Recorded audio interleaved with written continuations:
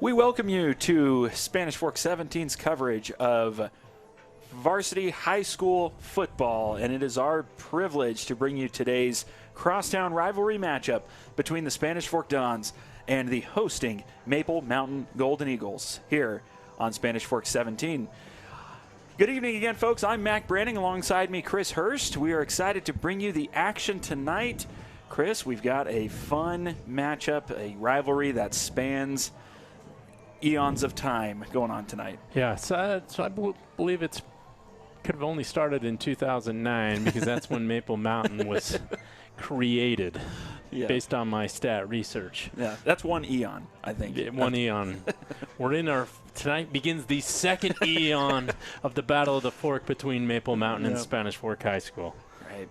Well, again, we are excited to bring you this. There is, of course, the rivalry aspect of what is happening, but of course, don't forget all of the extra factors going on, including the region standings and the RPI. Let's go ahead and bring up the region standings if we have a moment before the players take the field. Of course, you have Orem and Springville, Pleasant Grove that have really taken it towards the top there. Orem having a fantastic year.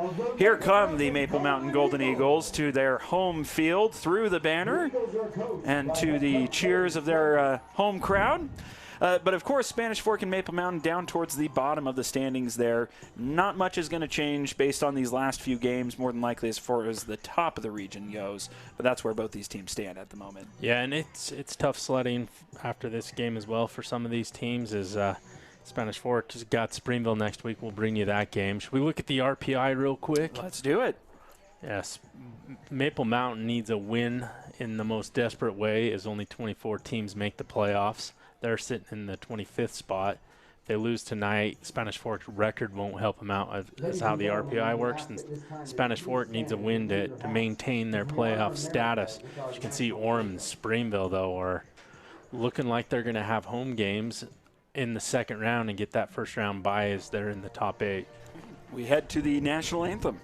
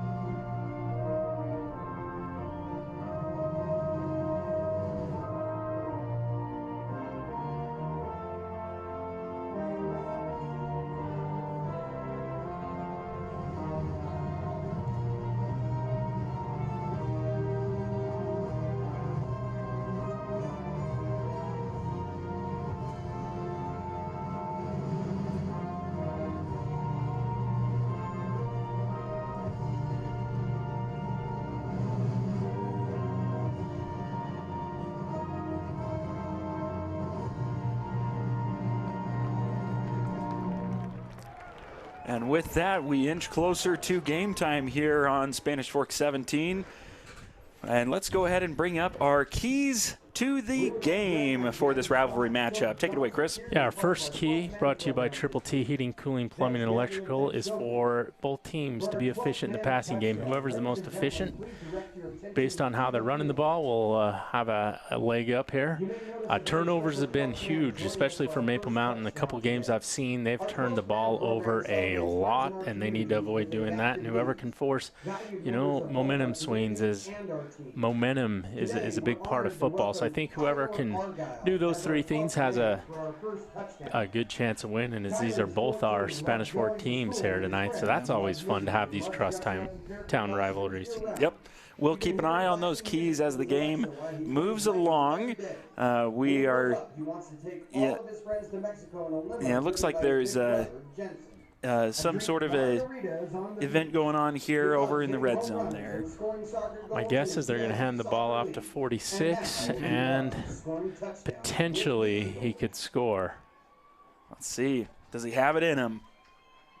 From about the 5-yard line. They hand it off. And he's going the other way. Oh, heading back.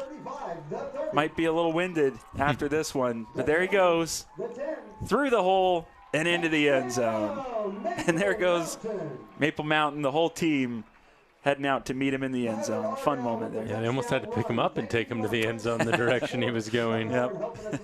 Hey, get your money's worth, right? Right. He was able to put in another 20, 30 yards in there. Yeah, I'm sure his junior jazz coaches had to say, no, other basket, based on how that run went. But I've had to do that as a coach myself. Yep.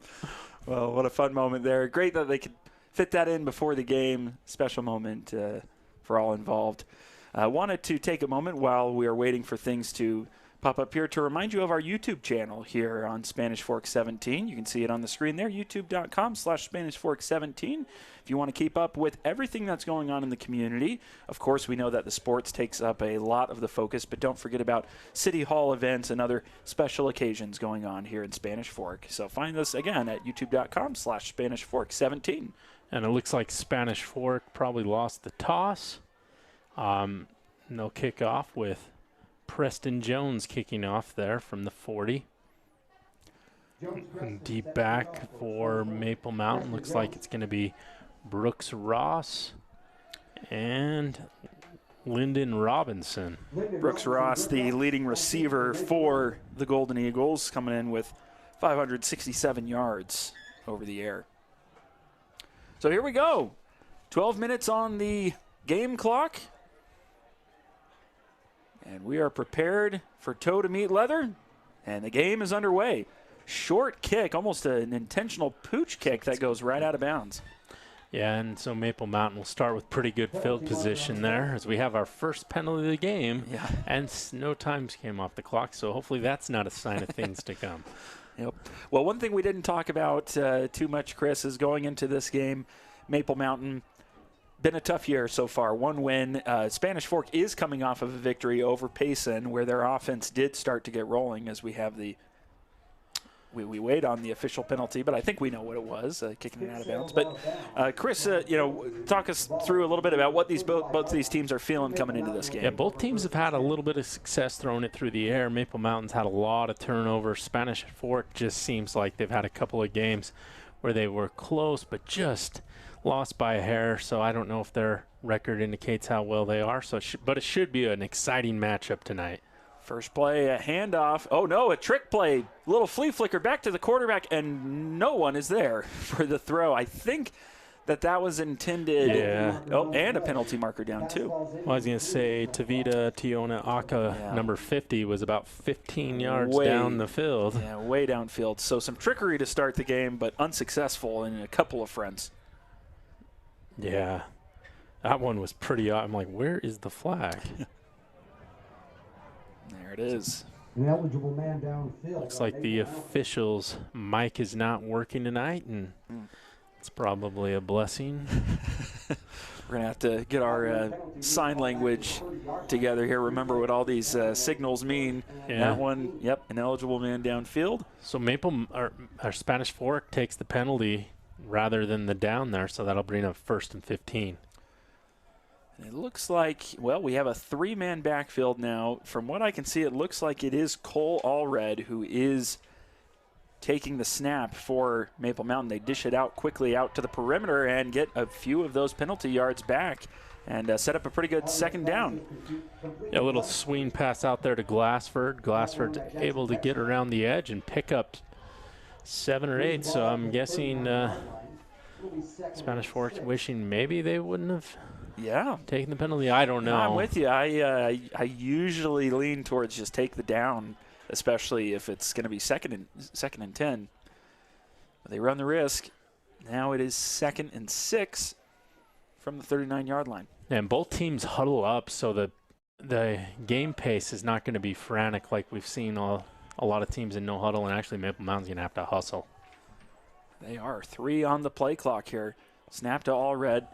They hand it off through the hole. First down. Still up. I don't think his knee was down, and now he's brought down at the 49-yard line of Spanish Fork. Good eye from the refs there. Yeah, great run that time by McQuivy. Beckstead finally brings him down, but the one thing you got to remember in football is you have to wrap up there. As it was a great hit, but by Fagan there, but he just needs to put his hands around him to bring him down. Extra 5 yards or so after the contact. Big hole was found on that run. Now a few more receivers out wide than we've seen so far. Allred puts a man in motion. Looking downfield, and the catch is made, and right at about the first down marker, that looks to be that's Jones. That's Jones, yeah. Jones, who just now crossed over the 300-yard mark for the year. Yeah, and that's 10 yards right at the marker, so back-to-back first downs for Maple Mountain. They've got this offense humming. Looks like Spanish Fork's not putting as much pressure as we saw him putting on Payson last week. Yeah, Allred had all the time to himself there to wait for a man to get open. Another man in motion. Toss sweep to the right. It is blown up by Spanish Fork. That play had nowhere that it was going to head to, and it looks like maybe even a yard or two might have been lost. And Jack Parsons with the tackle there, and you don't want him landing on you, as he's a massive human being. Yeah, McQuivy with the 2-yard loss there. And that's a big negative play for Spanish Fork after a few big plays in a row for Maple Mountain. So the Golden Eagles behind the sticks, and as you said, Chris, it's a very methodical pace so far. None of that no huddle that we often see nowadays. Allred in the pistol. Throwing it behind the line of scrimmage to Jones and gets some of it back, but it's still going to be a lengthy third down here. It looks like Shepard comes from his defensive end, outside linebacker spot. He kind of plays that hybrid. Got the tackle that time, and that's 3rd and long. And we might be in the spot of the field where you could consider going it on 4th down in this situation. If so, we'll see if they just go for the short game here, get 5 or 6 yards to set it up. Certainly would be a long kick for a field goal kicker here in high school if they don't get much more. Once again in the pistol. Snap to Allred. Looking on the perimeter. Incomplete. Thrown just a little bit behind the intended receiver, who was, that's Brooks Ross, who was out there. Gage Christensen, if he would have turned the right way, could have had an INT. That was a little bit of an errant pass that time by Cole Allred. His man was open, but the ball wasn't on time, and it was behind. Yep. We should mention, it's worth noting that Cole Allred is a freshman, right? And he has been getting a lot of playing time this year, which seems to serve him well later down the road here at his time at Maple Mountain. And here with it 4th and 9, they elect to go for it, not punt. They're going for it. Allred looking to his left, pressure. They're trying to set up a screen, and Spanish Fork was all over it. They might have even intercepted that ball. It won't matter much as far as yardage. They are going to call it an interception, but there is a marker on the field. Penalty markers on the play. Yeah, we'll have to see what the penalty is, but number 80 for Spanish Fork, who is not on the roster, comes up with the INT. Let's see here. That might have been Matai They're gonna Johnson. Waive it. Matai Johnson, yes. Penalties waived off. So Maple Mountain rolls the dice on 4th down. It looked like they were trying to get a screen set up on that one. And Spanish Fork was very disciplined, did not overcommit, and stayed back towards the line of scrimmage. Yeah. So that was pretty obvious that Spanish Fork sniffed that one out, and they come away with the INT at the exact spot of the line of scrimmage. It goes down as an INT for Johnson, and he will always remember that, I'm sure. Here's Nixon Warren, the running quarterback, who immediately takes the keeper and doesn't get much, stuffed for 2 yards. Yeah, he's brought down by Eli Bain, the senior from Maple Mountain there. It's got to be a little bit better blocking for those type of plays if you're the Dons. Well, and we know that Spanish Fork is going to run with Nixon Moore, and he comes in as the 2nd highest runner on the offense yardage-wise, and it's not by much, only by about 20 is he behind James Buck, yeah, the running back. They go 5 wide again here. They do love their empty formations. Man in motion. Warren, bit of a difficult snap. He is immediately under pressure, rolling out, going way long, and trying to make a one-handed grab, but unable to do so is Christensen. Yeah, Gage Christensen had a little bit of separation, ball overthrown him. They really had number 21, Jacob Johnson here, who was uncovered. That was wide open, so if you're Maple Mountain, you're glad that Nixon Warren didn't see him. Yeah, it was nearly an incredible throw, just a little long. Christensen having to reach out one paw there. Now here we go. They bring in a blocking back in front of Warren, but it is a, oh, and now there's some movement. Somebody flinched first. I think it was the...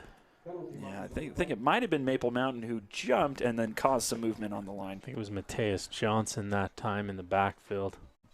Let's see here. No. They go offsides. All right. He must have jumped as a result of them jumping. So already quite a few penalties so far. You mentioned the omen, Chris, on the kickoff, and so far it is showing. Now this makes it a much more manageable third down. 4 yards to go. Almost jumped again. How about that? Warren looking to his right, now scrambling with that ball lowered, making his way towards the first down marker. I think he's going to be just short, but looked like he picked up a few more than would have been expected there. Yeah, a little Houdini move that time by Nixon Warren makes it 4th and probably 1 Looks and like a half. Looks like they're going to punt it. Well, a little loose with that ball there in the pocket, but it worked for him. And Nixon Warren has been playing since he's a freshman. Now a junior. This is a punting formation for. Oh no, actually, it looks like they're I formation. They are, yeah, I formation, handoff, and ooh, it's gonna be close. They gave it to him. Well, that fooled me. I did not see anyone under center there. That was Rasmussen, who I believe was under center. Let's see here. And was the ball keeper number 19 Caleb Grant, or?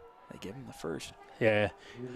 I don't know if he made it as far as the official went, and the one official didn't walk as far. I don't know how these things work, but they're going to line up in the I formation again. I think Grant's in the backfield. Same play, handing it off, but Met getting just about as much as he got last time, but moves the pile, gets 3. And that.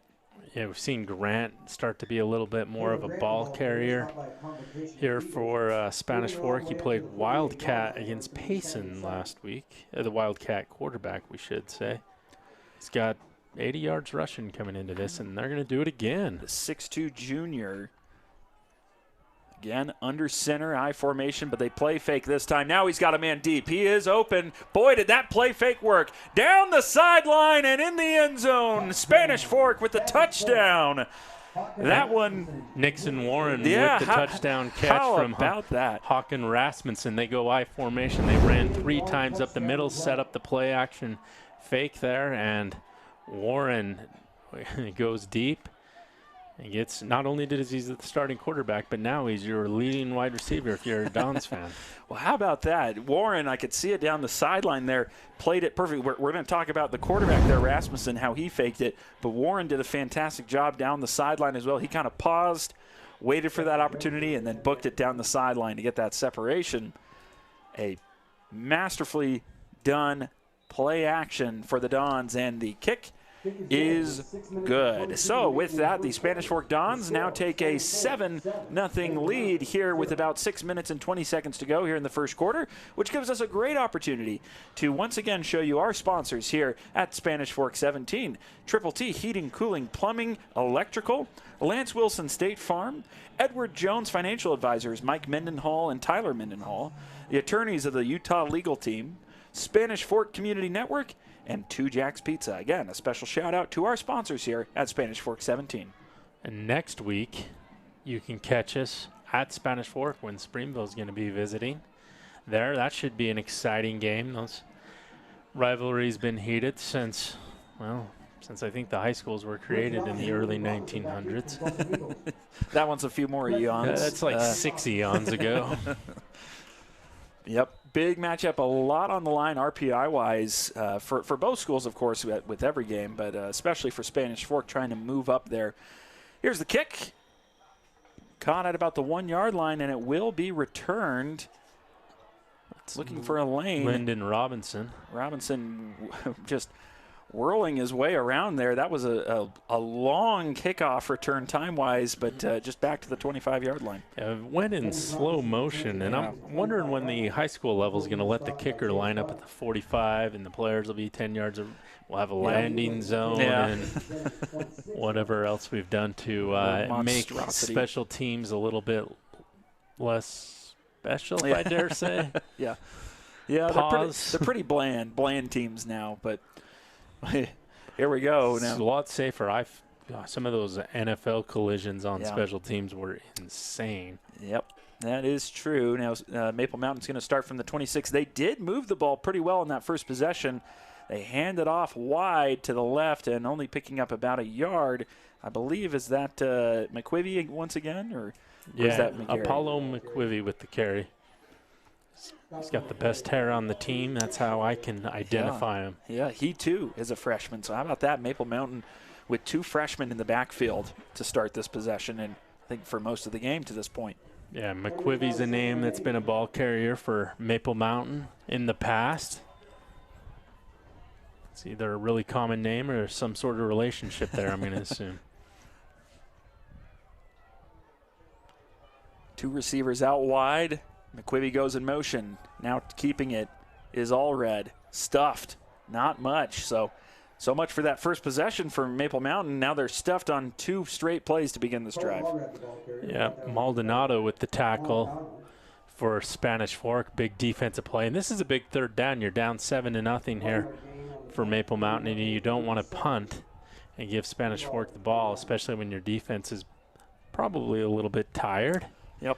Shouldn't be. It's first quarter, but they'll wear down if you aren't able to pick up first downs. Carson Hill, the receiver, subs in.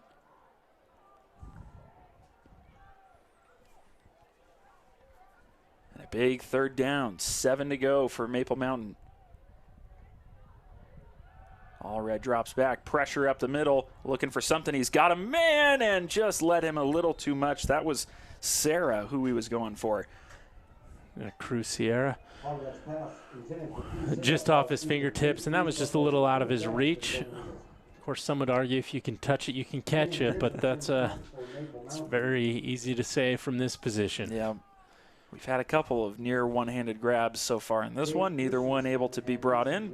Yeah, Maple Mountain running the ballerina offense here as they're missing another guy. They need one more out there, so it's 1, 2, 3 kick. Yeah. And there he comes. And there he comes. Yep, just saw him grab his helmet. There is plenty of time. 7 seconds on the play clock, and he's got to go to the far side of the field. Yeah, maybe adjust your formation, guys. Here's the punt. It's a high but not very far one. And fair catching it at the 48-yard line is Spanish Fork. That's Nixon Warren. I was going to say it looked like at number 8, but I just you don't believe that he's the punt returner, I know. punter, wide receiver, quarterback. Now, if he could see him on defense last week, now, if he could learn how to throw a pass to himself on the same play, that would be impressive, which does happen every so often in football. Where this isn't Canada. Let's be careful. Now Warren, that feels like a Canadian thing to do. Now Warren is back behind center. Once again, an empty set. Of course, Maple Mountain's logo looks a little bit like the Toronto Maple Leafs at times. And Warren keeps it for 4 yards. Yeah, they do have some interesting rules out north of the border. I know there's one where you kick a field goal, and if you miss it, but it goes into the stands or like beyond some boundary, beyond the end zone, you still get 1 point. Yep. Which you also get an untimed down all the time. Yeah.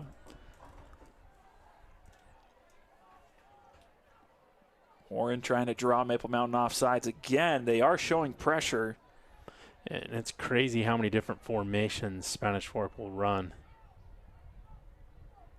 Another bit of a high snap. Warren's going to take off again and not going to get much. In fact, he's going to lose a little bit of yardage, I believe. Might have been an opportunity to just throw the ball away there. I think that was Sierra with the 2-jack sack there. No apologies, that was McClay. There we go. First one of the game. Not exactly the type of sack you imagine, but hey, it he's is behind the line of scrimmage. Yep. It was a pass. That's a sack. Yep. And I've had 2-Jack's Pizza twice this week, so big shout out to them for putting the calories I've needed in me.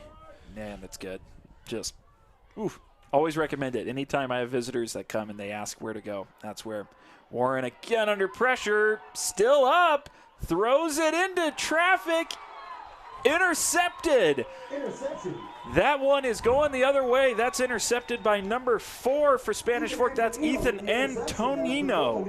And Antonino with the INT for Maple Mountain there, and pretty good field position now for Maple Mountain, despite not moving the ball well and having a punt that was high but not far. So technically speaking, 2 interceptions now for both teams.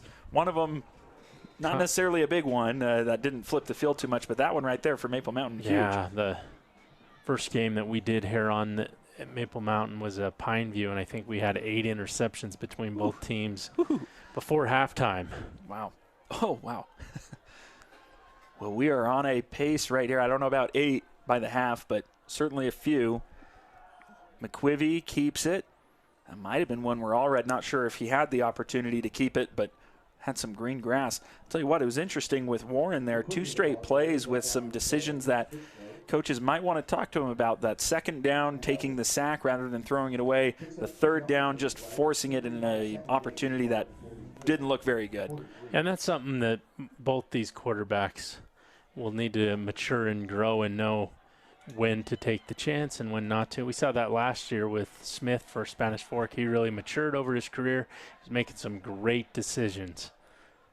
Bunch formation to the right. They run another toss sweep. This didn't go well last time. Looking a little bit better for McQuivy now as he runs over a man, and it's going to be inches short of the first down marker. Yeah, Fagan with the tackle there, but McQuivy, the freshman, didn't see him play earlier in the season. He played a little bit the last few weeks, and he's starting to make a name for himself. He's had good vision, kicked it out beyond the blocks a couple times so far tonight, and it has paid off. Yeah. Came in with 62 yards rushing. And now we have a bit of a stoppage here. Not sure what's going on. And now they start the clock. 2:25 to go here in the first quarter. 3rd and 1. We'll see if Spanish Fork doesn't get cute here and they just hand it off to McQuivy, who had a great run there. They do, but he's going to be a yard short. Nothing doing, and it's going to be 4th down. Yeah, he made it to the line of scrimmage, and then Gibson throws him back for Spanish Fork, and that'll bring up 4th and 1. And it looks like Maple Mountain has no intention on punting it here. They do sub in a couple of receivers. Oop. Well, now 1 receiver. Based on the last punt, that might have made their decision up for him. Although Maple Mountain's had a pretty good punting game, and it just went off the foot of the punter on that last time. 10 Thank seconds. goodness they don't have to rely on Mackeri punting. Let's put it that way. I think they're going to have to call a timeout here. Yeah, the play clock was getting quite low, and there was no play called. So we will have a timeout here for Maple Mountain as they consider what to do here on 4th down. Chris, what are you feeling here on 4th and 1? Well, I think you try and I don't know what they have in their arsenal, but can you hand it off to fake the handoff to the fullback, go outside to McQuivy, because I think they'll have a hard time running it up the middle, so I'd try and hit the edge. Seems like McQuivy has some speed to the outside. He has had that so far as the teams gather here on a massive 4th down. There's already been a few big plays here in this first quarter. Yeah, and we're seeing all the players out there now wearing those concussion caps. Yeah, the Guardian caps. Yep. For Spanish Fork in particular, their defensive line there, as we had a shot of that. And I've seen a few guys in the NFL wear those. I imagine that will be, if it reduces concussions, probably protocol here pretty soon. Yep. Always helps when the professionals kind of pioneers some of those new things, makes it a lot more, I think, acceptable and accepted for some of the younger players, and it looks like that's taking shape. And let's be honest, who doesn't like a black helmet over a gray one? Well, here we go in the pistol formation. High snap, running it to the right is Allred. It's going to be close. Jack Parsons stops him there, but is it short? I think so. The nearer line judge had a more favorable spot than the far judge. It looks like it's going to be a bit short. And I think they will try to measure. Yep. I mean, it's right on the 49.5 there, and yeah, the marker's at almost the 49. I don't know. Yeah. It looks short, but it depends on how much they're paying those. Maple Mountain's paying those guys holding the chains out there. Well, I'll say it wouldn't matter, but I think this spot was should have been a little closer to that first down marker, but I do think he was short nonetheless. And well, he's going to be about 6 inches short, it's my guess. Ooh, was a little bit closer than you thought it would be, or than one might thought, but I think you're right. It's probably about 6 inches or so. And Spanish Fork's going to have the ball on downs. Yeah. So big stop there for Spanish Fork. Great field position. Can they capitalize it? Last time they had great field position, it ended in an INT. It seemed that Spanish Fork is trying to get a run game going, either with Warren or with their running back committee. Not much so far on the ground. Only damage that they've done was off of a play action and a touchdown pass to Nixon Warren. That's right. If you're just joining us, the quarterback caught a touchdown pass. From the backup quarterback. Yes. Oh, a bobble on the snap. Quick throw out wide. And good tackling for Maple Mountain. A tackle by committee opportunity out there. Yeah, baseball teams, as we're heading into the baseball playoffs, have those utility infielders, and for this team, it seems like Warren is the utility everything. Yeah. The thing is, he's the punter too, so you never know when they're going to fake it.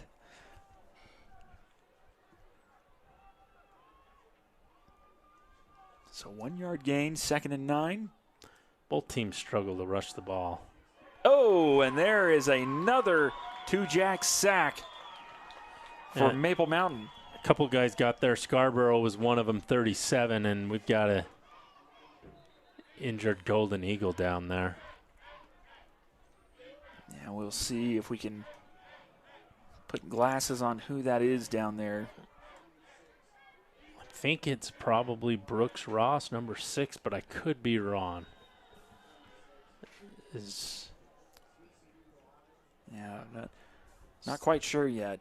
Can't quite tell, and hopefully it'll be all right. That was a pretty vicious group tackle over there on the edge. Loss of a few yards for Spanish Fork, and it makes it 3rd down. And actually, was that 76? I probably only saw.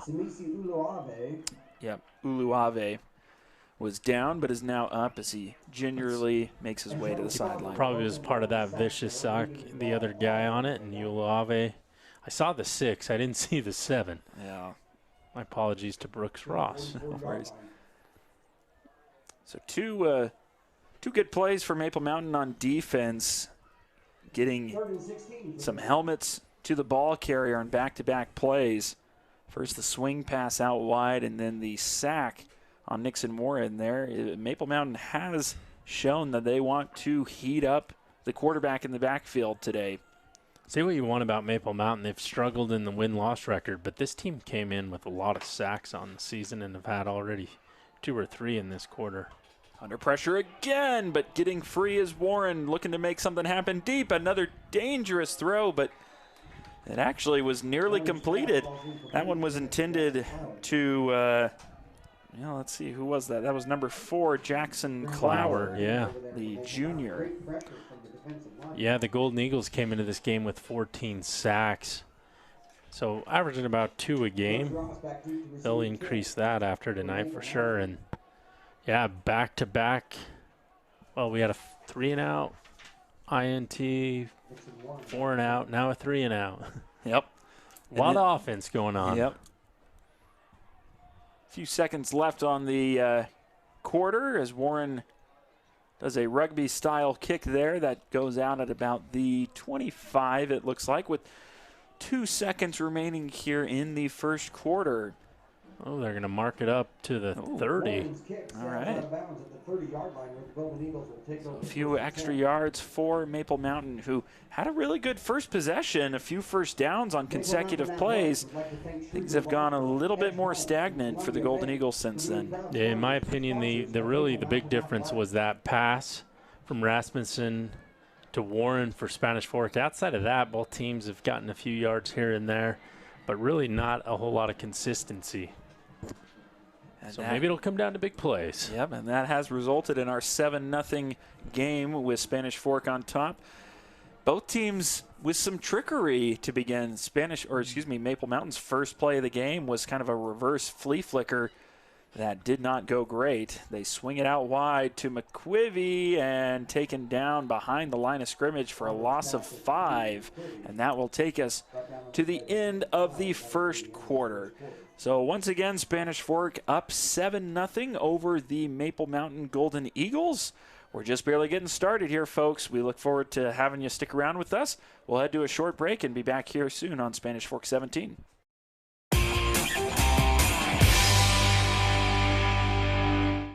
You live life without regrets. Sure, you've had some doozies in the job and relationship department, but you learned. Same with homeownership. So that new HVAC or generator install, of course you'll get a second opinion from Triple T for free. Coach, Jake from State Farm.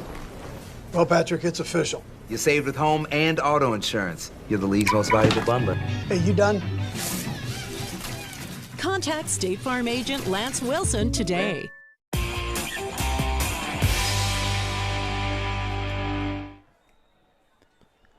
We welcome you back to Spanish Fork 17's coverage of this varsity high school football matchup between the crosstown rivals, the Spanish Fork Dons and the Maple Mountain Golden Eagles. As we begin the second quarter, Spanish Fork has a 7-0 lead, but it is Maple Mountain with possession. But the possession off to a rough start. A 5-yard loss on first down will bring up 2nd and 15. A great tackle by 31, Jacob Cloward, at the end of the first quarter to force this 2nd and 15. Maple Mountain intent on getting the run game going. There have not been too many receptions so far, at least beyond the line of scrimmage. Nothing doing here for Allred. Lobs it out of bounds. I don't think that was intentional. I believe he was trying to find a receiver, either number 6 or number 12. That's Brooks Ross or Carson Hill. Not sure who he was intending for. Yeah, for sure. And that brings up, is there a penalty? They didn't change the marker to let's see here. 3rd down. And again, either that or we need to hire a new, ineligible. We've seen that twice. Few of those. I'd decline it. Looks like they did. 3rd and 15. They did not decline the one earlier. Maple Mountain made sure they paid for it, and immediately 2 plays later got a first down. But this one, 3rd and 15, deep in their own territory. This might be one of those games where it's going to be about field position. Maple Mountain, I'm sure, would love a first down, or at the very least to get a few yards after what was a pretty rough punt earlier in the game.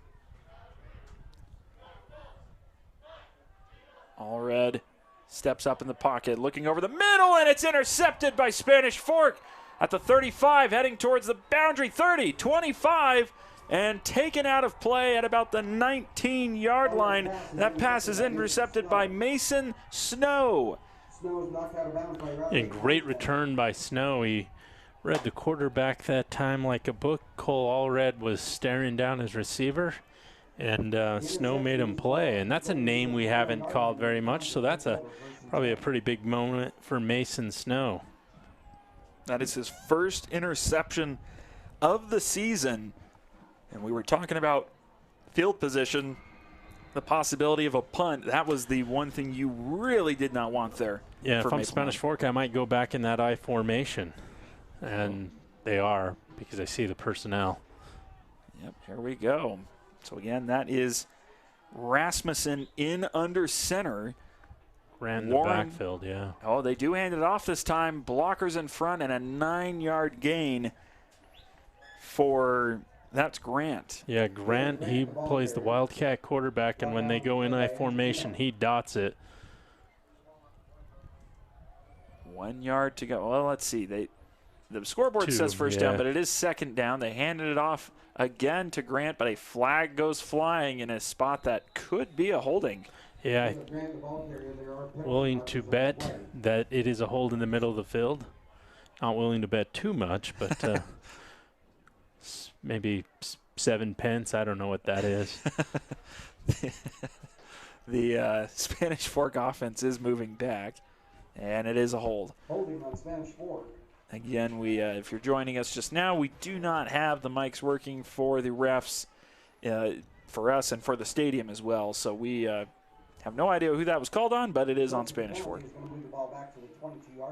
We could assume, but let's assume it was an interior lineman. Yeah. So now from 2nd and 1 to 2nd and 11, but they're going to stay with that I formation. Of course, now you got to watch for Nixon Warren out on the boundary. They run a little toss sweep, but Maple Mountain's there. I think that's supposed to be a pass. And that is going to go nowhere. Another trick play in this game, but this one does not work for Spanish Fork. A great tackle by number 10, Cooper Ross. TFL that time. Spanish Fork's line, if it's going to be a pass play, needs to block it. They did not sell that it was a run at all. Yep. The way the line Yeah. was immediately in pass blocking formation. You got to pretend like you're running for at least a count or two. Yep. And they did not. They were looking to get it to Warren with that halfback pass. A risky call that did not work out. It's now 3rd and 21. And they started at the 20. Yep, and Spanish Fork might just be trying to get into field goal range. Their kicker does have a leg, but Warren is under duress. He does get it out complete to about the 31, shedding a tackle and going out of bounds as the receiver at about the 28. That's going to Christensen. Good job to at least get something there. Yeah, with the penalty and the sack, they really put themselves behind the 8 ball, and that'll bring up 4th and 12. And they had the ball all the way down to the 11 on 2nd and 1 and had a good run inside the 5. Looks like it's all for naught. They are going to kick it. I do have here that their kicker, Jones, has hit a 53-yarder, according to what I have. Well, we'll see how accurate that is here in just a moment, but he's got a leg. Opportunity for 45. High snap. We hear whistles. And the play clock ran out. Oh, boy. Well, now he, Well, now he might be testing that limit here of his long. Again, I have down a 53-yarder, and they back up another 5. The good news is if you miss it and it goes into the end zone or out the back of the end zone, they'll give it to the other team at the 20. Right. We're going to bring the offense on? Well, you better hurry. Well, there's only 16 ticks of the clock left. Yeah, let's see. Is this a punt? Maybe it might be looking at a timeout here. No, it is not a punt. The offense is out there. 5 to go on the play clock, looking towards the sideline, and I think we're going to get a – oh, no, we do get a snap. Ball is bobbled. Down goes Warren, and how about that? A turnover on downs on 4th down there. Yeah, they only lost 18 yards on that possession. Wow, yeah. You've got to capitalize when you get the ball in at the 21, and Spanish Fork's unable to do it. And wow. We'll see if Maple Mountain moves the ball down the field and make him pay a little bit. Now, I always, easy to say it from here. There's so much more going on the sidelines. I have to say I'm quite surprised at going for it on 4th down there. That's a, what was it, 4th and 25 or something? And wow, just an interesting call there. They made the decision so slow that it really ruined the rhythm of the snap to the quarterback there, because they're never going to have back-to-back penalties of using up too much clock. Field position has not been the issue for either team so far. This time Allred keeps it. We were wondering when he was going to do it, and boy, does he show his speed. down the sideline for a first down at the 47. A great run by Cole Allred. He does the run option there and decides he'll keep it himself. He can do that. He is actually the leading rusher on this team. Came into this one with 172 yards on the ground. Yeah, and those RPOs and those run options, man, those are so hard on the video games. It looks like it'd be easier in person. Yep. And Allred does love those option plays. They love to have them. And a little toss to the receiver in motion, gets it back to the line of scrimmage. A great job by Jackson Beckstead holding the edge there, making sure that play's not going to bounce up. And that brings up second, and he gained about half a yard there, quarter of a yard. Yeah, they put it just about right at the line, I believe. Beckstead, as you just mentioned, who made that tackle, is the team tackle leader with 41 tackles coming into this game. And Jackson Beckstead, great kid. Handoff up the middle and getting about half of the yardage needed. That looks like a new running back in there. I believe that is McGarry. Or let's see. Actually, no, sorry. That's Schwenke, I believe. Number 28. Yeah, brings up 3rd and 4 here. And yeah, Schwenke's had. Or it might be Glassford. It's hard. These uniforms are tough. They kind of bunch up, and I can't tell if that's a 28 or a 20. Don't you worry. Both of them have carried the ball this season. Yep. So now a 3rd and 4, they call it. Allred using his legs, but the line is blown up, and it's going to be another 4th down for Maple Mountain. Nothing doing. A great job by Spanish Fork's defensive line of really allowing no running room there as they plugged all the gaps. And now the field position battle begins. It looks like Maple Mountain is going to punt it here. I mean, that's a... Why not? There's been so many interceptions. Exactly. I mean, with the way this game has gone, you had to figure eventually the punts were going to get a little bit more common as teams try to win the position battle.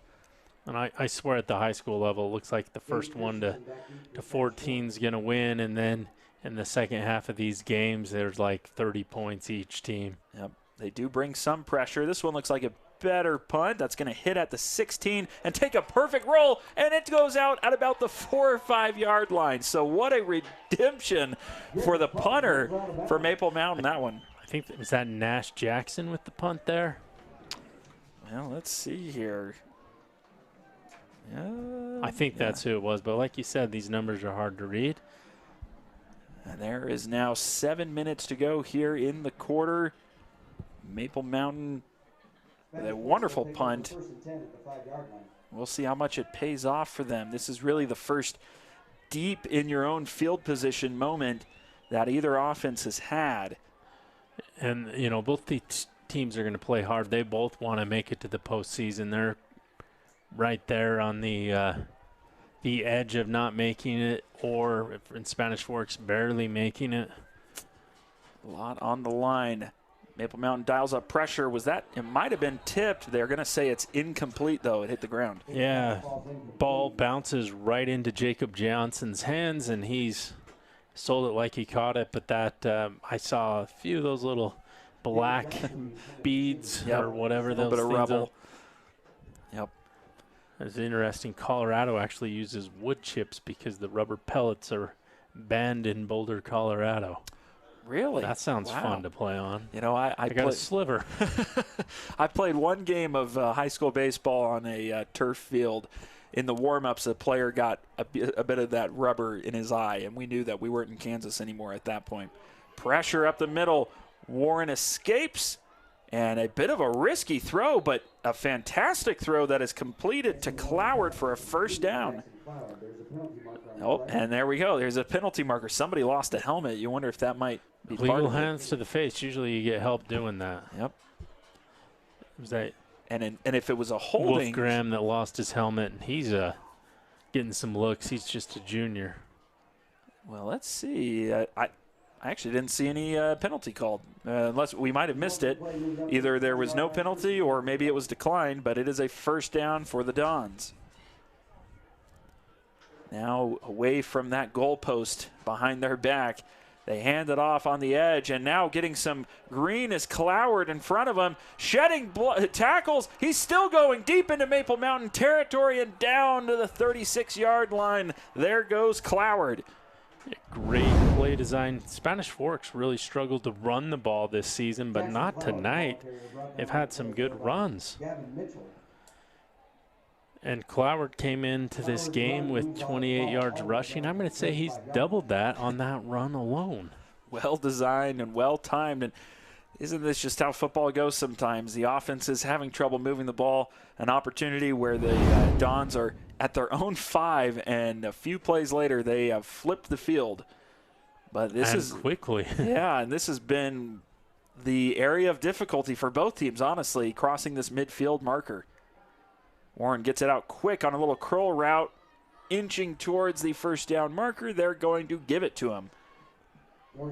And that's to the other Cloward, Jacob Cloward. And the Clowards involved here.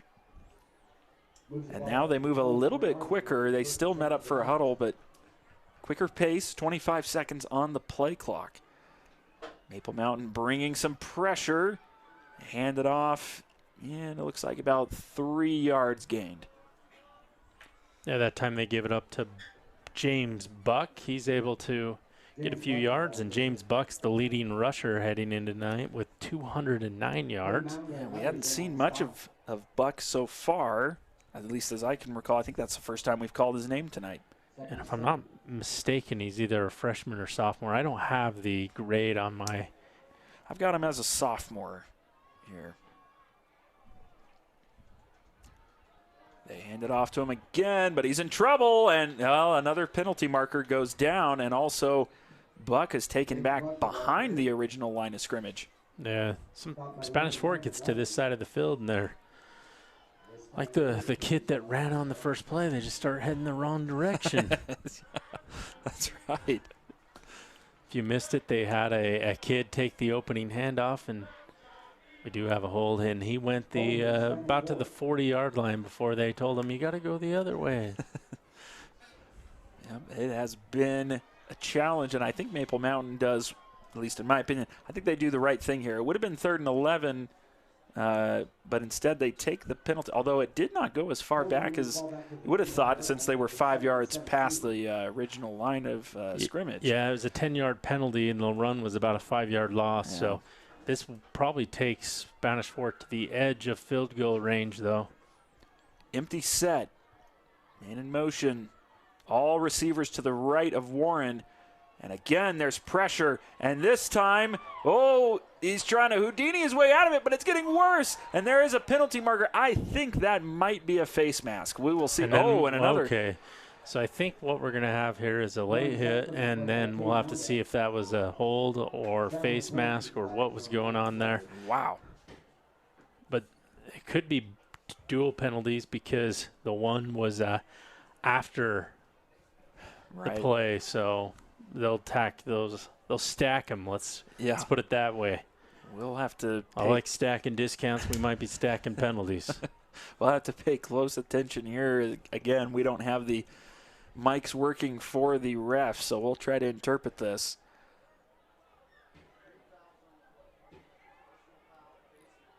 Personnel foul, face mask. And then after the play on sportsmanlike on Spanish Fork. So I think it's going to be let's see here. Well, usually on the dead ball, they will mark the 15 yards off, and I don't know. So it looks like they gave, although they are still discussing it, but it looks like by virtue of the face mask, they gave a first down, and then after the play, the penalty then would enforce it on the next play. At least from what I saw, it looked like he held up one hand or one finger, right, to indicate first down. We'll see. That it was Maple Mountain's moving back. Now they're moving forward. They're just following the ref. It feels like we should put it about the 31 and replay second down. Yeah, let's see. So they are they haven't changed the number. It looks like it is going to be exactly that. Second down, replay the down. You don't get a You don't get a automatic first down on a face mask at this level. Yeah, Right. it's 2nd and 17. Little dump off screen to the receiver. Got some open room and reaching for that first down marker and just a bit short. That's Christensen. Yeah, he ran a little wide receiver stop there. I mean, really didn't go too far. And made the most of it, though. Yards after catch there before he's finally brought down. And 3rd and 1, and how he got here has been wild. It's not your traditional 4-yard run situation. It has gotten wacky between the 30 and 15 of the Maple Mountain side. Warren dropped it.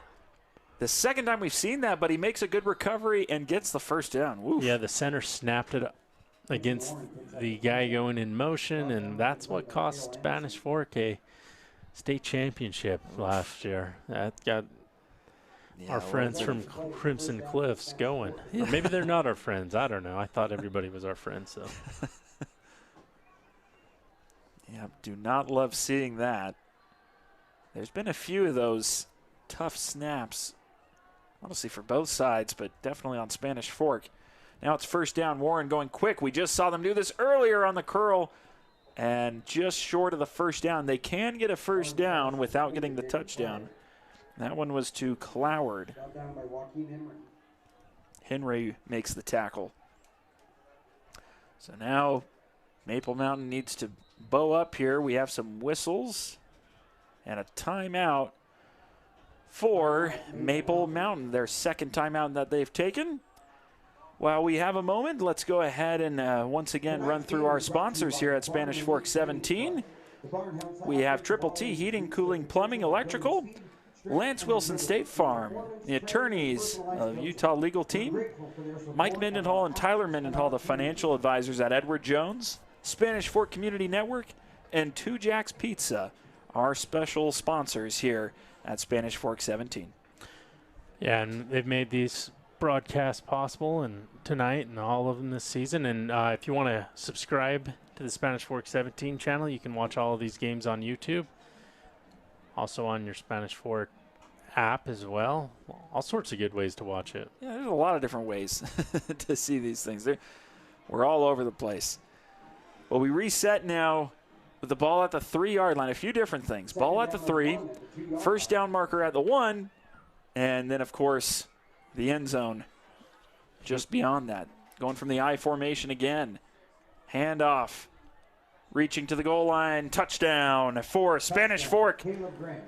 That's going to be Grant on the ground, who reached across the goal line and gives Spanish Fork a 2-possession lead now late here in this first half with about 3:26 to go. Yeah, 2-yard run there by Grant right up the middle, and Spanish Fork's utilizing the I formation a little bit more. 3:26 to go here in the first half, and this half's flown by. It has a lot of ground game, or at least attempting to get the ground game going for both teams. Here's the PAT. It's up, and it is true. So that gives the Dons a 14-0 lead over Maple Mountain. Again, that's with 3:26 to go here in the first half. Don't forget, at the half, we will have any halftime festivities or presentations for you here. So be sure to keep us on and check out what we have going on here. And, of course, don't forget, next Thursday, October 9th at 7 p.m., Springville, the Red Devils, taking on Spanish Fork. That is at Spanish Fork. To my understanding, that is senior night for the Dons. A big matchup with Springville, who is high up in those RPI rankings. A chance for the Dons to make a bit of a jump there. They're off to a good start tonight as well. Yeah, and then they're at Timpview. So a couple of tough games. Maple Mountain next week. Well, they'll get to go up to Heber as they're at Wasatch, and then they finish the season here against Orem. And we'd like to wish everybody luck when they have Orem on their schedule this season. Springville, I think, lost by 7 to Orem, but other than that, Orem's been blowing out the other region teams. Yeah, Orem having a fantastic year, as they usually do. Great program. Here's the kickoff. right at about the 1 yard line once again, right where it was last time. That's Robinson taking it once again. Getting it to about the 23, and another penalty marker comes out, and I think this one might be, well, let's see. It was a bit late. Not what you would expect timing-wise if it was a hold or a block in the back. Make him re-kick it. No, I'm just kidding. And another lengthy discussion here. You know, you've said the first half has been pretty fast. I can't imagine how fast it would have been without some of the penalties that we've had that have really slowed the game down. Yeah, we've got to be double digits combined at this point, which isn't unusual for high school games. Yep.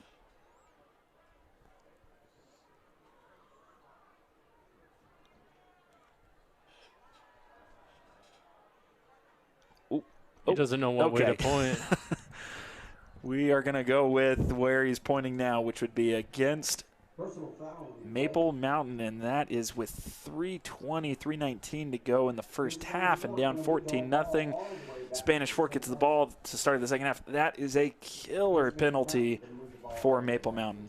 Yeah, if you're Maple Mountain, you want to get some points here, make it a one-possession game, but we'll see what happens. Something has to get going through the air for Maple Mountain. There has been a bit of a run game, especially with McQuivy on the ground, the freshman, but they look like they're going to need a little bit more through the air to get some points. In trouble on the quick throw, but now breaking loose and getting a few extra yards. That's Brooks Ross. That is Brooks Ross, again, the leading receiver for Maple Mountain. Made a little bit out of nothing there. Well, he only lost 2 yards. It could have been worse. Yep. Yeah, both these teams are having a hard time going north and south. No problem going east and west backwards, but yeah. And it has been, of course, there's been some mistakes that have been made, some turnovers when throwing it over the middle, but neither team really having much of a desire to attack the middle of the field through the air. All red going quick, another little short dump-off pass to a receiver, and a bit of a body slam there for Spanish Fork. Little 12-on-12 there as Carson Hill with the catch gets brought down by Mason Snow with the suplex. Yeah, he's having a good game. Had the interception earlier. Surprised he didn't throw him the I Can't See You by John Cena after that tackle. 2:40 left here in the first half. I think Maple Mountain is just trying to get out of this half now without any further damage. We'll see if Spanish Fork calls a timeout depending on what happens on this play. Yeah, Cole Allred just seems to be out of a little bit of a rhythm here in this quarter. He is looking over the middle. He takes a deep shot and overthrows the intended receiver. That looks like it was Ross once again, and he had a little bit of separation there. Yeah, nobody was behind Ross. It was one-on-one coverage, no safety out there. If he's able to complete it, it would have been a foot race. It's the Don Spreen out there, quarterback Nixon Warren to return the punt. Yeah, this could be a huge finish here to this half. You know, coaches talk a lot about the middle eight. The final 4 minutes of the first half, the first 4 minutes of the second half. Spanish Fork already 7 points scored in those final 4 minutes of this half. There might be more coming. We'll see. Punt, high, spiraling, and taking a bad bounce. How about that? Bad bounce for Maple Mountain, but Spanish Fork will take it. That got picked up, I believe, at the 29-yard line. 29-yard line, and Spanish Fork started with the ball at the 21 once and just, you know, put it in reverse there and back that truck up to avoid getting any points. We'll see what happens here. Of course, when they started with the ball at their own 4, they decided to go 96 yards down the field, no problem. So, fantastic drive. It makes no sense statistically, but that's football for you. It's an odd-shaped ball. It bounces weird ways, and we watch and enjoy ourselves. At Spanish Fork, the coaches may be getting a feel for what they can exploit here. There's been some shorter passes, and just like that, there's another one on the boundary, and gets about half the yards to gain, and he might have fumbled there. And it's Maple Mountain's ball. Oh, my goodness. Yeah, Kel Anderson picks up the fumble there. Oh, my. And just like that, Spanish Fork, great field position 2 times, comes away with no points. Wow, you were just talking about it, Chris. This was some of their best field position that they've had, but they've had a lot of good starts to their drives and have not capitalized. Incredible. Yeah, and that's something, if they lose this game, that they're going to look back on and how they should have taken better care of the ball. So we'll see how aggressive Maple Mountain plays it here. They did not have much of a desire to push it on that last drive. It seemed mostly just trying to get out of the half. But maybe with a little bit further downfield, they go for it. Allred sends McQuivy out wide. He's got nobody there, in trouble, weaving his way around, and looking to make something happen, and he slides. I think he slid about a yard behind the line of scrimmage. Yeah, we'll give that a 2-jack sack. Yes. Maldonado was the closest, I believe, number 28, or he was in the area, but Big Jack Parsons, as they call him, was running after him. Clock running. Going quick now, the Golden Eagles, and just a little dump off on the edge. That's completed to Sarah. He's had a few, I believe one other completion. No, actually, I don't know that he has had. I know he's been targeted. But another 3rd and long. And if you're Spanish Fort, to use timeouts if it's inbounds and not a, sack. Oh, and there it is. Host of downs back there. We've got Shepard and Johnson. And there's Gibson. the timeout. Spanish Fork does call the timeout. That especially probably sealed it with that sack. And Spanish Fork looks like they're going to get another opportunity here. Minute 23 to go in the first half.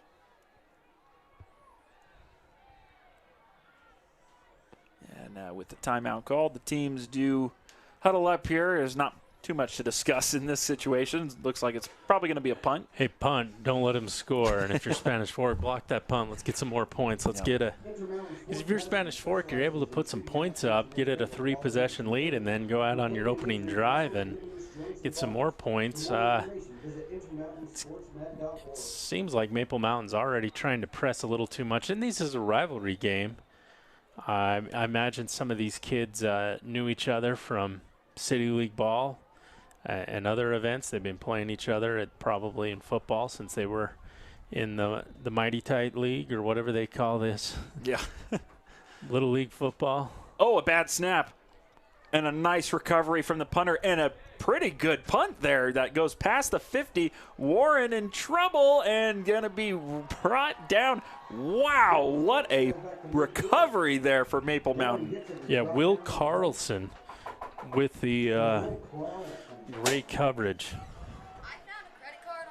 Wow, how about that? So I was going to say before that punt, if Maple Mountain could get this over to, maybe their own 45 or so, that would be good enough. I thought there was no chance of them getting that beyond the 50-yard line, and especially after that snap. Yeah, they got Maple Mountain's punt return in the right direction. And there we go with a minute and 12 seconds to go and 2 timeouts for Spanish Fork. They go empty with Warren. You wonder if he might keep it. Oh, he's under pressure quickly, but they dump it off. Another screen, but going nowhere. And that was Rasmussen in a quarterback, and he threw it to Warren. There we go. So trying to flip it around. It almost seems whenever Rasmussen's in there, just expect the ball to go to Warren most of the time. And they could help us out by having 6 and 8 on the jerseys look pretty close. We could have like 47 at quarterback or something like that. That's a new trend. That is true. So here we go, 45 seconds. Looking deep. One-on-one coverage. Nothing doing there. And again, they go to Warren. That, again, is Rasmussen, who's taking the snap, going to Warren. And Warren's limping. That is the danger of putting that starting quarterback out wide. Yeah, that is quite the limp.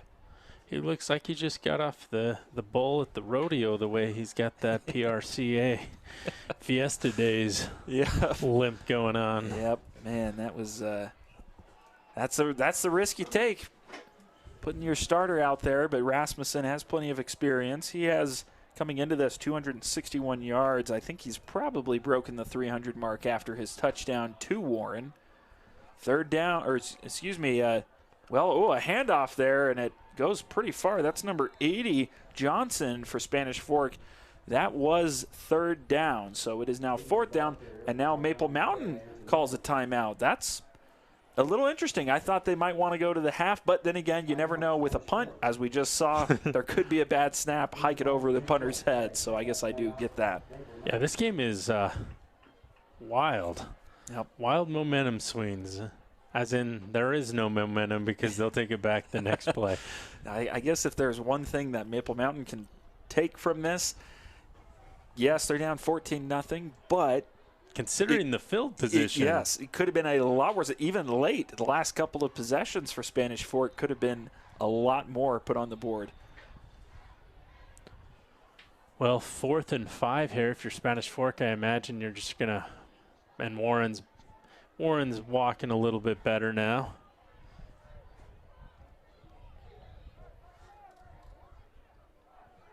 .29 seconds to go. Returner back for the Golden Eagles. I believe that's Anderson. Oh, Warren looking like he might throw it, but eventually decides to punt. And that goes out of bounds and probably pretty far upfield. Oh, the ref He's going to probably him walk 25. up to the 31's, my guess. Let's see. Ooh. Oh, he went 32. Went 32 on you. Sails out of bounds at the 32-yard line. All right. I was within a yard. Might be just close enough to maybe try something. I don't know. We'll see. Maple Mountain has no timeouts.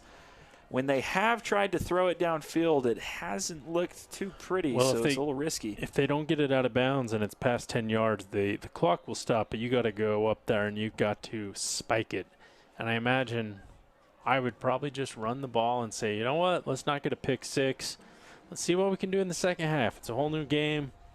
We're only down 14. Let's not go down 21. Yep, definitely some positives that can be taken from the end of this first half, and certainly Spanish Fork will take the 14-0 lead. They do spread them out a little bit here, but will they hand it off? No, they are looking to go for it. Allred fires it, and ooh, a good completion. I have to say, of all the routes to run, that's probably the most risky for a pick six, is running that out route, but it works out. Well, he didn't throw it across his body in the middle of the field, so, and Sierra went out of bounds, so that'll bring up 1st and 10. Oh, they gave him the first. All right. I thought it was going to be 2nd and 1. Nope. Chain gang is oh, now they're heading back. Beep, beep, yep. Beep. Back it up, boys. Yep. It's 2nd and 1.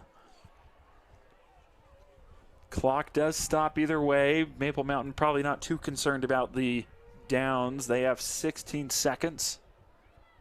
Okay. They reset the play clock. 2nd and 1. Or at least they are about. There we go. All right, 25 seconds on the play clock. So Maple Mountain tipping their hand there. They are going to go for it downfield. Allred trying to get a chunk play, and he's hit as he throws. It's dangerous. It hits the ground. I believe that one was interfered with on that throw by a defensive lineman for Spanish Fork. Yeah, they ran my favorite play, 4 verticals that time, and they can do it again on 3rd and 1, and Spanish Fork will pin their ears back and see if they can disrupt the pass like they did there. Do have to keep somewhat of an eye on the clock here. 11 seconds, it's still 3rd down. So if this is a quick incompletion, they might have to think about what they're doing on 4th down. And 4 verticals used to be the only pass play before the West Coast offense. They do hand it off to McQuivy, I believe. It looks like he got it barely.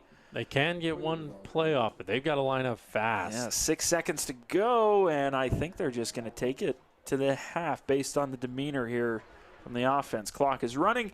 Maple Mountain content to let the game clock run out.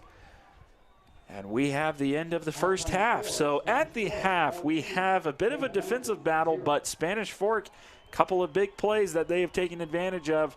They come into this half in this rivalry up 14-0 over Maple Mountain. We have a lot of excitement coming here in the second half, but keep it here. We're going to head to a short break, and at the half, we will show you the on-field presentations. Keep it here at Spanish Fork 17.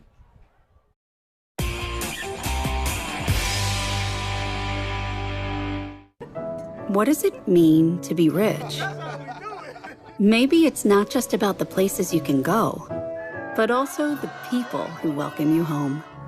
The key to being rich is knowing what counts. Hi, I'm Mike McKell. I'm Shani Hunter, and we're attorneys at Utah Legal Team. Utah Legal Team was voted one of the state's top personal injury law firms. We deliver bigger payouts and faster results. If you've been injured in a car accident, we can help. Call us for a free consultation. Hi, welcome to 2 Jack's Pizza. For the best pizza you'll ever taste and our world-famous cheese sticks, come to 2 Jack's Pizza on Main Street in Spanish Fork or call us for a quick delivery. Are you hungry yet?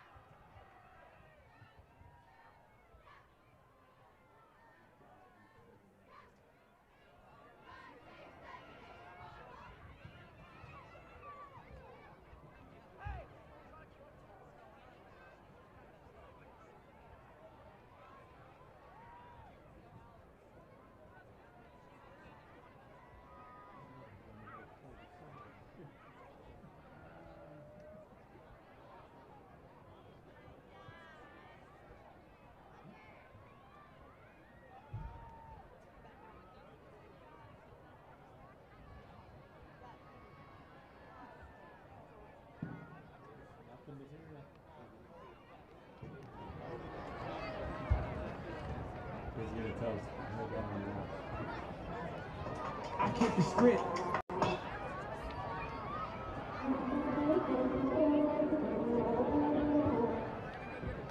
No mercy for you, no worries for you.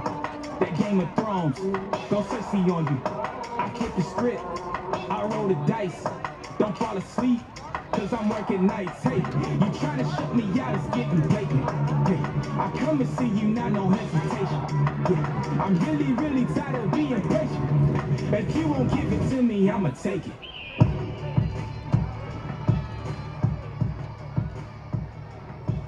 Take it.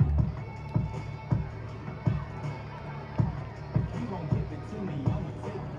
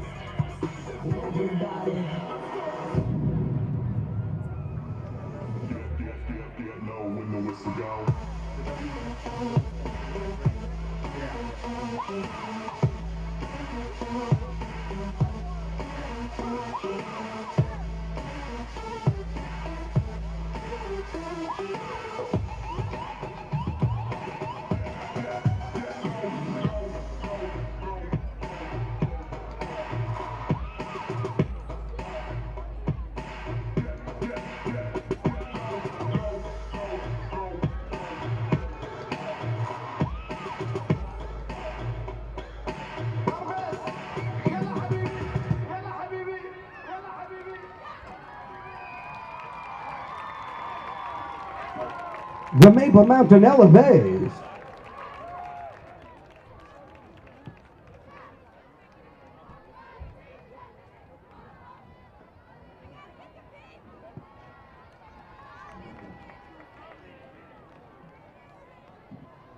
Please welcome the Maple Mountain Cheer and Stunt Team. This halftime is sponsored by Coin Crazy. Looking for family fun after the game? Head to Coin Crazy Family Fun Center in Spanish Fork. Enjoy bowling, arcade games, and thrilling games of laser tag. Feeling hungry? We've got you covered with pizza and plenty of other sweets. Plan your next birthday party or private event with us. Coin Crazy, where the fun never ends. The cheer team will be performing a routine choreographed by Kinsey Evans, Zoe Larson. Stunts were organized by Jaden Orpeza and Oakley Wilson. The team is led by varsity captains Mayvey Larson, Maddie Caldwell, and Kate Warren. The team is coached by Aubrey Ernest, Jenny Larson, Peyton Marshall, and Nathan Rodriguez.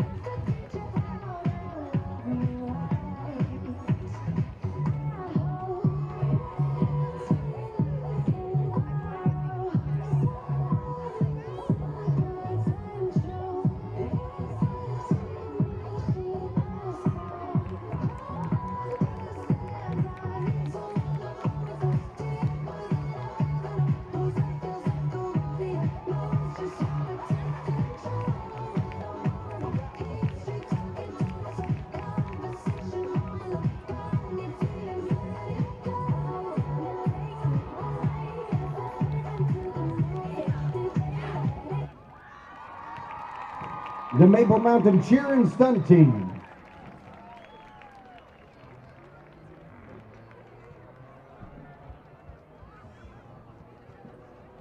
Let's give a shout out to Synergy Physical Therapy in Spanish Fork. Their team specializes in sports medicine and recovery care to help young athletes stay healthy and get back in the game.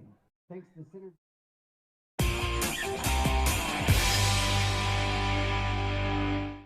You live life without regrets. Sure, you've had some doozies in the job and relationship department, but you learned. Same with homeownership. So that new HVAC or generator install, of course you'll get a second opinion from Triple T for free. Coach, Jake from State Farm. Well, Patrick, it's official. You saved with home and auto insurance. You're the league's most valuable bundler. Hey, you done? Contact State Farm agent Lance Wilson today. You know who you are. You embrace the sounds of that dial-up modem, the door to the internet. But that was so slow. And you were all in with the cable modem and its zippy megabit speeds. But then the buffering started. Now, fiber is here. SFCN fiber is in your neighborhood, just steps away from your door. It's not the future, it's the now. No upgrade fees, no increase in your rates. So do it for the children, do it for yourselves. End the buffering, embrace the fiber. What does it mean to be rich? Maybe it's not just about the places you can go, but also the people who welcome you home. The key to being rich is knowing what counts.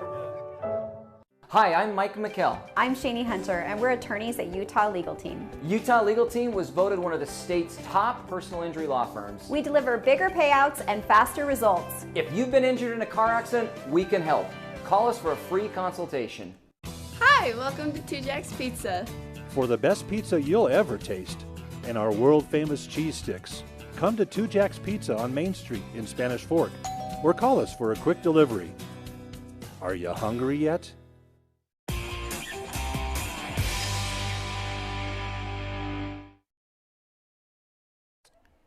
We welcome you back to Spanish Fork 17's coverage here of varsity high school baseball. We have the let's go with football tonight. Sorry, yeah, why not? Yeah, you have playoffs on the mind. You know what? Football. That's right. You are looking at the gridiron in front of you right there. Spanish Fork up 14-0 on Maple Mountain. So we will take a moment here and reset for the second half. So once again, you have myself, Mac Branning, and Chris Hirsch with you here on Spanish Fork 17 to walk you through this second half coverage. Again, 14-0 Spanish Fork up. Chris, let's walk through our keys to the game that we had talked about before we got started. Yeah, so these are keys since these are both our teams for Spanish Fork and Maple Mountain, and both teams have passed well at certain times, and for Spanish Fork they've had a couple of big pass plays, and especially that one that started things off where it was Rasmussen to Warren out of the I formation there. So whoever's more efficient in the passing game, I still think that holds true if one of these teams takes off. Win the turnover battle. Well, there's a lot of turnovers, and we're not talking about the kinds you eat, but the ones that end drives. Yeah. So I think we've had 5 3-2s, if I'm not mistaken, and then momentum swings, and they've been wild. There's been penalties, there's been turnovers, there's been great field position, and then back the bus up, and Maple Mountain's lucky to be only down 14-0 if you consider the field position game. So I think for Maple Mountain to get back in this, they're going to have to sustain some drives and figure out a way to manufacture some points, obviously, since they're at 0 points. Yep. Again, that is our Triple T heating, cooling, plumbing, and electrical keys to the game. Thanks, Chris, for the breakdown there. And I know you've got some games of interest that you were taking a look at. Yeah, so Orem at Pleasant Grove, that one was late in the second quarter. Last update we had on the Des News, it was 35-7 for Orem, as Orem's just rolling this season. Wasatch at the half is at Payson. They're up 19-0. Payson's still looking for their first win. We got the other one, a little bit of a surprise. Springville 21, Timpview 0, and that was with 31 seconds to go for the half. So we'll keep you updated on these scores as the night progresses. But for both these teams, They got some big matchups next week. We've got, at least on our channel, we've got Spanish Fork having the Springville Red Devils visit. And we'll have you that. And that one's not on Friday. That one's on Thursday. And then for Maple Mountain, they'll be at Wasatch next week and, trying to fight their way into that 24th in the RPI. Let's take a look at that RPI, of course. As you just mentioned, Maple Mountain right there on the chopping block. The top 24 are going to make it into the tournament. They sit there at 25. And what's interesting is if it were to end today, you'd see 12 Pleasant Grove playing Spanish Fork at 21, and Timpview and Wasatch just would work out their way out of the bracket. So you can't get away from these region games if things were to stay still. And you know what? Spoiler alert, this RPI changes quite a bit. I imagine, though, Orem will probably continue to have that number 1 in front of their name. Yep. Absolutely. So a lot going on here. Like you said, maybe not much going to change with Orem. As the players start to take the field here, let's go ahead and take this opportunity to go to another short break. When we come back, we will have the second half here on Spanish Fork 17.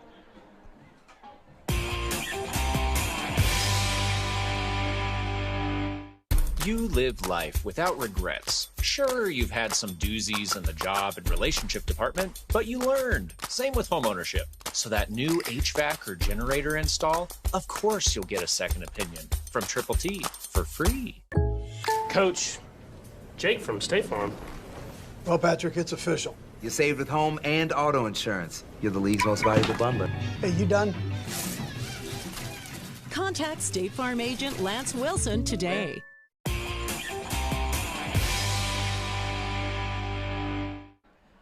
All right, welcome back to Spanish Fork 17's coverage of boys varsity high school football. We got it right this time. It's Spanish Fork. The Dons up 14-0 on the Golden Eagles, who are hosting tonight. We'll give you a quick little recap here. There's been a couple of touchdowns, as you could tell, from Spanish Fork. Nixon Warren has a touchdown himself, but not in the way that you would expect, Chris. Yeah, he received the deep pass from Rasmussen. And Håkan Rasmussen, I forgot the first name there. It's about 45, 50 yards there. It was a play-action fake. That was our first touchdown, and that was in the first quarter. Yep, and then later on in the game, it took a little bit of time, a lot of space between those.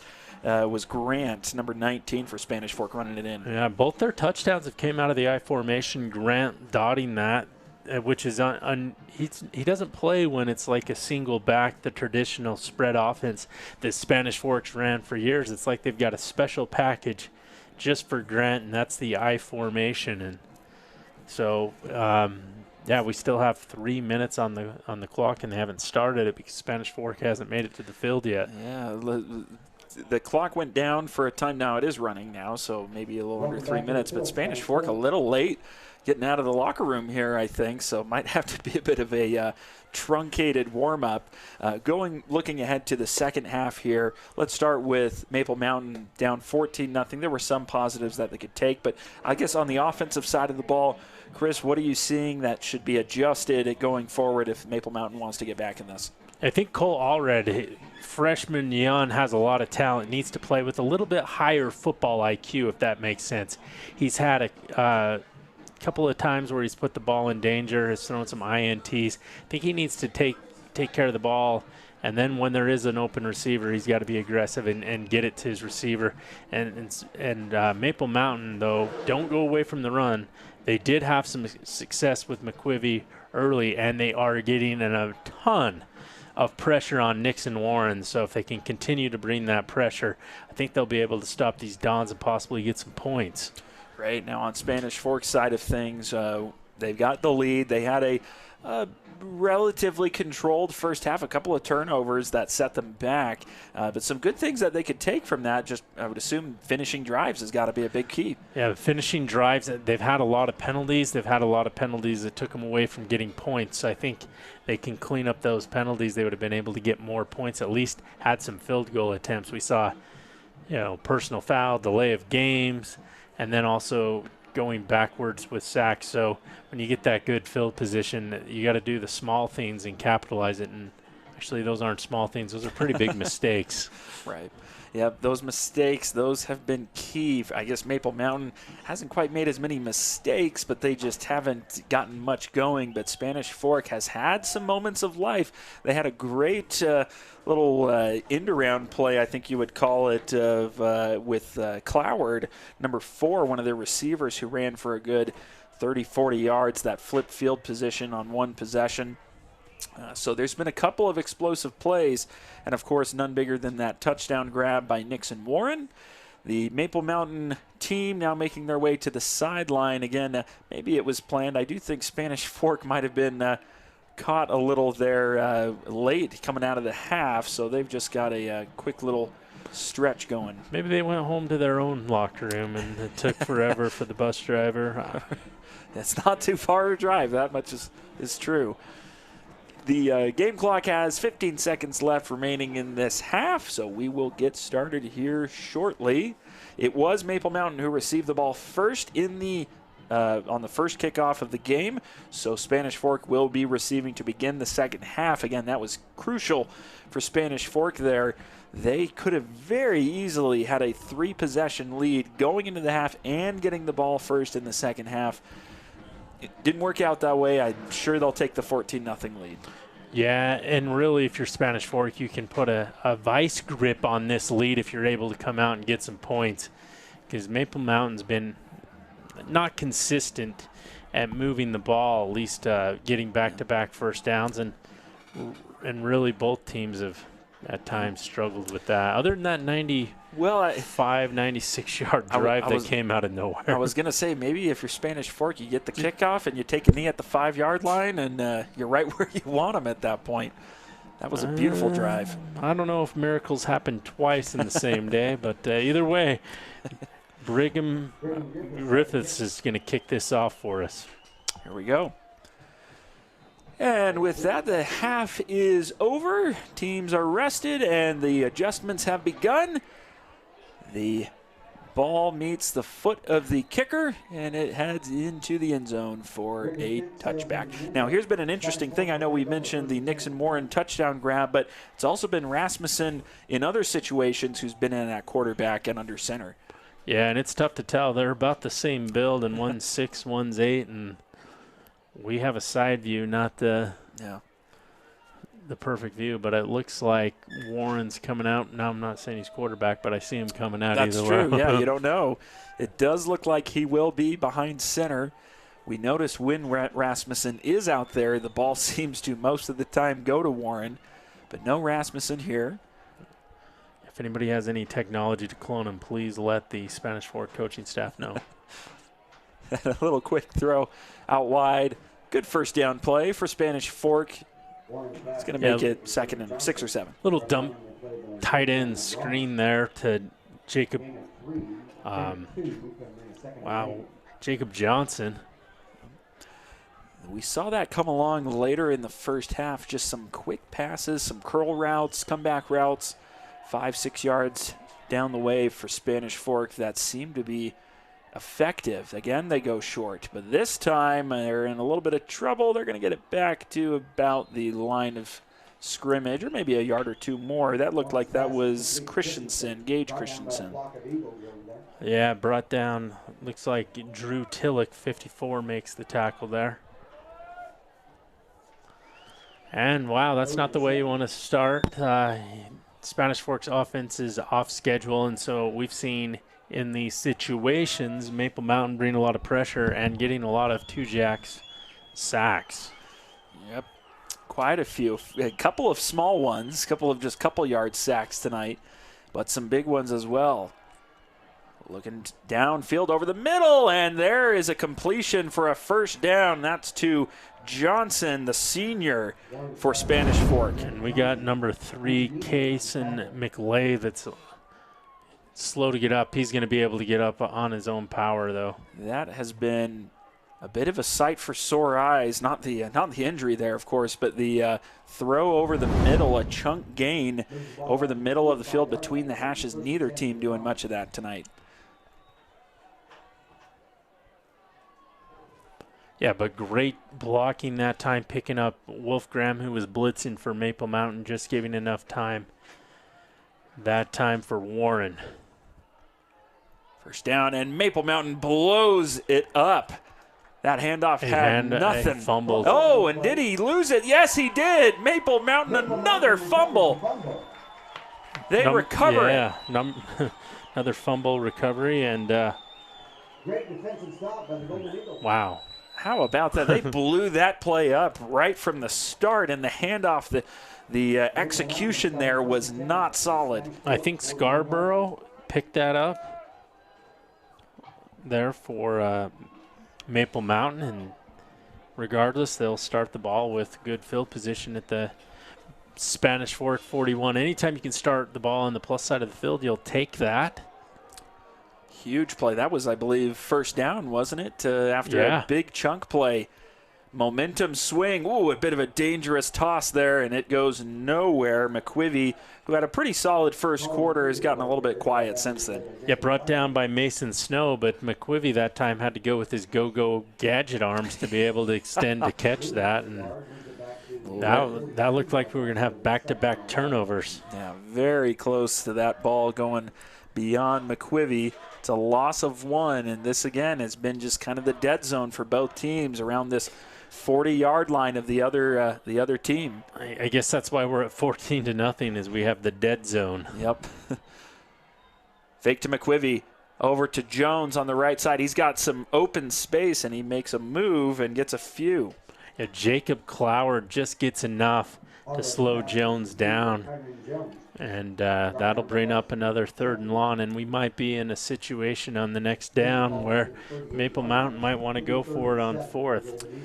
You wonder here, Allred had a really nice, I believe it was a design run on the edge to the right side earlier that ran for about, I think, 12 yards. He showed off his speed. You wonder if this might be an opportunity here to at least get a few and set yourself up for 4th down.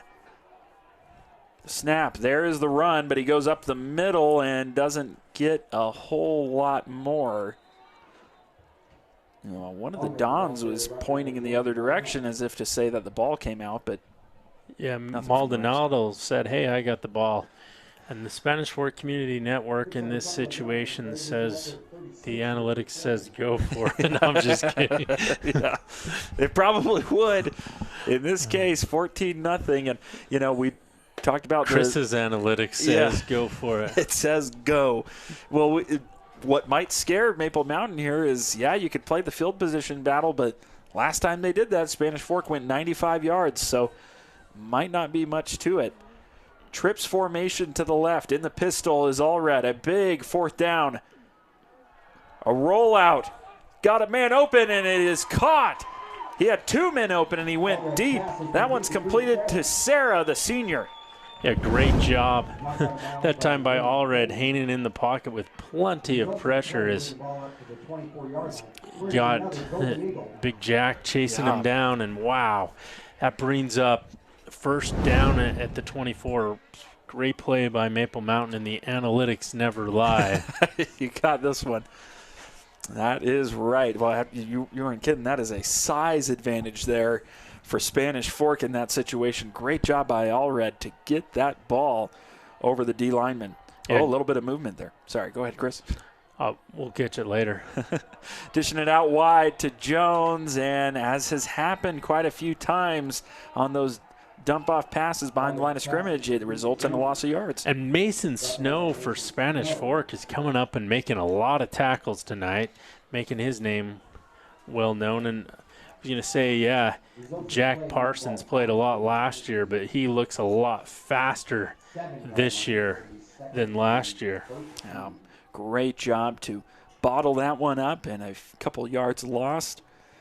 You start to wonder if Maple Mountain just takes a shot here. It's been a difficult job to get these drives, these long drives going. Started from the 40. They do have some guys going deep. Allred in trouble. There is going to be a holding. That was pretty obvious there. So we'll see if Spanish Fork takes the penalty or not, as it's going to be 3rd down if they decline it. And, you know, if you're Maple Mountain, you really want to get in the end zone because points have been at a premium, but I think they'd take a field goal in this spot. There is the hold. Holding Maple Mountain. And it looks like they're going to accept it. That's only came back to bite them once so far. Yeah, no, it's true. In this case, I guess they sense the pressure of the 23 yards to get the down. They got 3 downs to do it unless they decide to kick it. Yeah, so it's 2nd and 23. So just a few yards to go here. All red, listed at 5'8", freshman quarterback. A lot of pressure put on him. Rolling out to the right, going deep. Has a man who is well covered and incomplete. Not much. That was Jones, the intended receiver.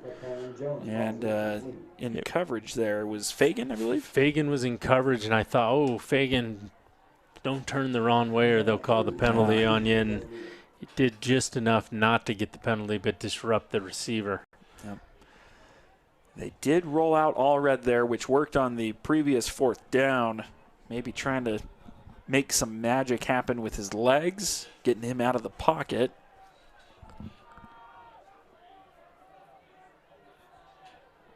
Trips to the right. On 3rd down, Allred again taking a shot. One-on-one again, and this one is going to be intercepted by the Dons. That's Christensen with the INT. Christensen, he can play both sides of the ball, folks, and he makes a great play coming up with the interception that puts him down at about the 4.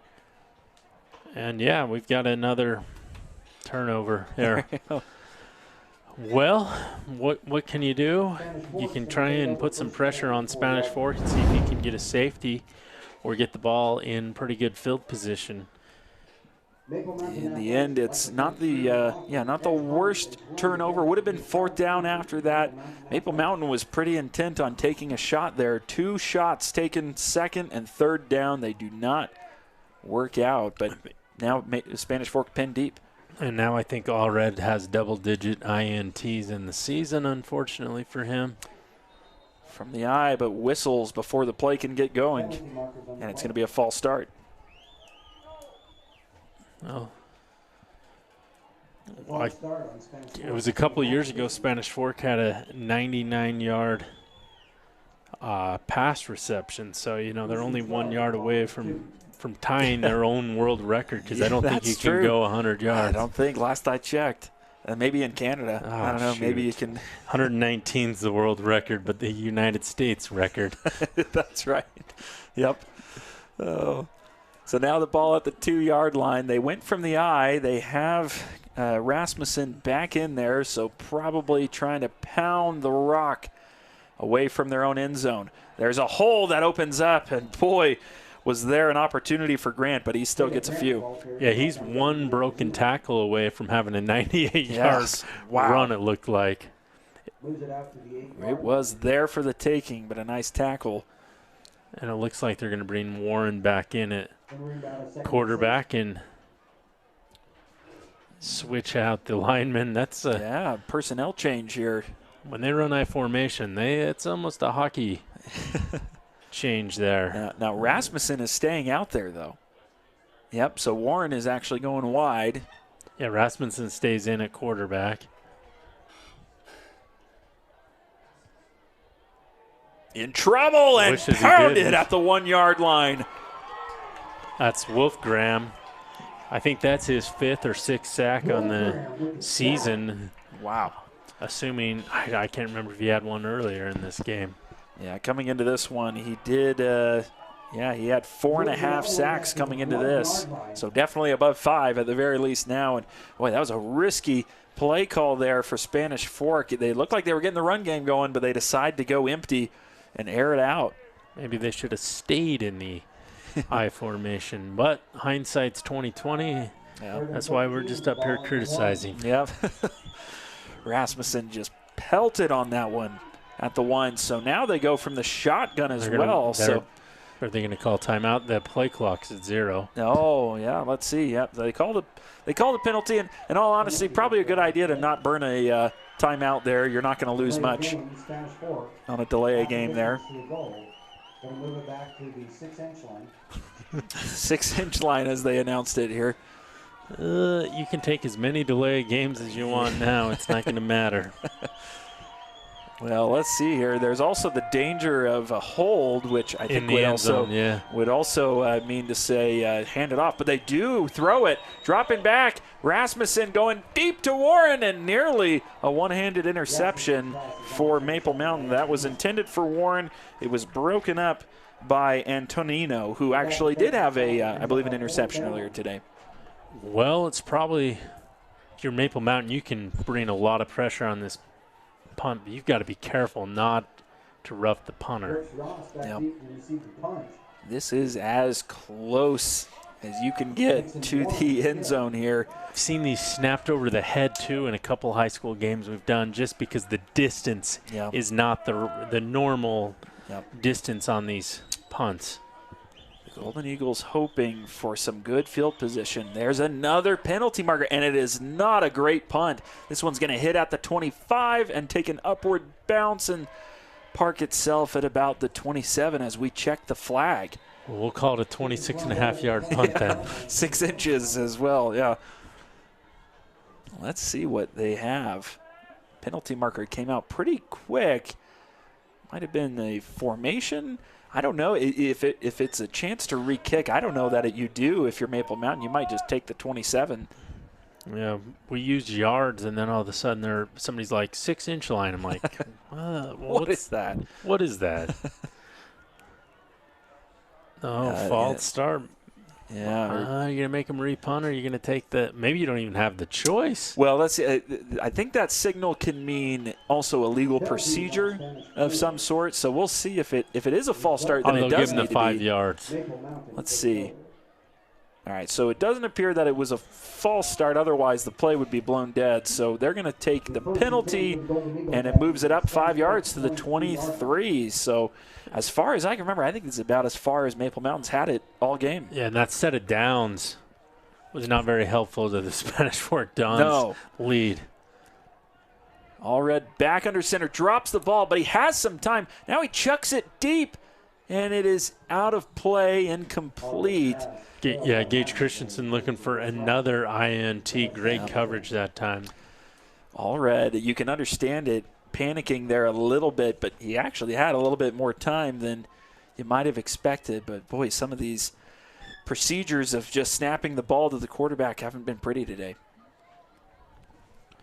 Well, still a couple more opportunities after this game to right the ship here, but it's not going to get much easier for either one of these teams. This is one of those that, like, hey, if you want to go to the playoffs, we probably better get a W in this one. Yeah, so much on the line for both these teams tonight, not just the rivalry.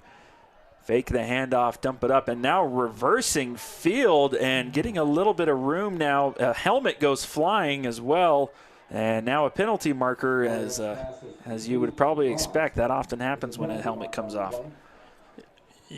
Was that Ross with the run that time, or was that Sarah? I believe that was actually. Let's see. I think that was that at number 6. Yeah. Yeah, that would be Ross. Yeah. Well, he's got to go north and south because he gave himself up. So we'll have to see if he's bailed out by the refs here, or if it's gonna stand. They are backing up the Spanish Fork defense, it looks like. Well, now everybody's gone stagnant. Let's see. I didn't see the official mark it off. There might just be no penalty on the play. Let's see. No, something happened. Oh, here we go. Yep, now they are moving back. Personal foul, blindside block, hands to the face, something like that. Yep. Helmet came off for a Golden Eagle, so more than likely related to that, and that's a huge penalty in what would have been a 3rd and long. I guess it's at the spot of the foul because they were trying to figure out where to mark it. Was it where the play ended or spot of the foul? I don't know if they're right, but they did it at the spot of the foul. Yep. Maple Mountain a chance to make this very interesting here with 4 minutes to go about in the third quarter. Another dump off, and taken down quickly is Jones after getting a couple. Yeah, and that'll bring up second about 7. If you're Maple Mountain, you absolutely have to figure out a way to get that ball into the end zone on this set of downs. Or, next set of downs possibly, because it is possibility of a first down. True. I'm being a little dramatic. No, you're good. Yes, that is true. The 3-yard line is a first down marker. We'll see what they do with Allred here. Again, freshman quarterback, first time playing in this big rivalry. They've gotten him on the move a few times, very quick. Again, the leading rusher coming into this game for Maple Mountain. We'll see if his legs play a factor here late in the third quarter. 1 second on the play clock, and they're going to get hit by a delay of game. And, just mentioned a freshman quarterback out there. That might be one of those situations where that's made evident. Huge penalty. Moves it back to the 15-yard line. And that's, that's on the coaches. They've got to look at that and help them out, call a timeout, or get the kids going a little bit faster. Yeah, they're ready to go quickly here. Looks like probably running the same play. And wouldn't you know I think it? illegal shift. Yeah, penalty marker. It's going to be on Maple Mountain. Wow. False start. False start. Maple Mountain. It has been the theme of the game in this dead zone over here. Both teams just going backwards. I saw 2 guys moving. I guess one was moving forward, and that's what'll get the false start. Just like that. Go from a 2nd and 8 to a 2nd and 18 from the 20-yard line.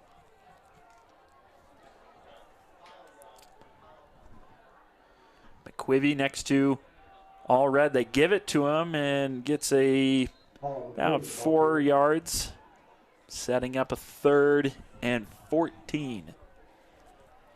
Yeah, 3rd and 14 to go. Obvious passing situation. Spanish Fork going to bring the pressure. Can Maple Mountain's offensive line pick it up here? But it's getting pretty.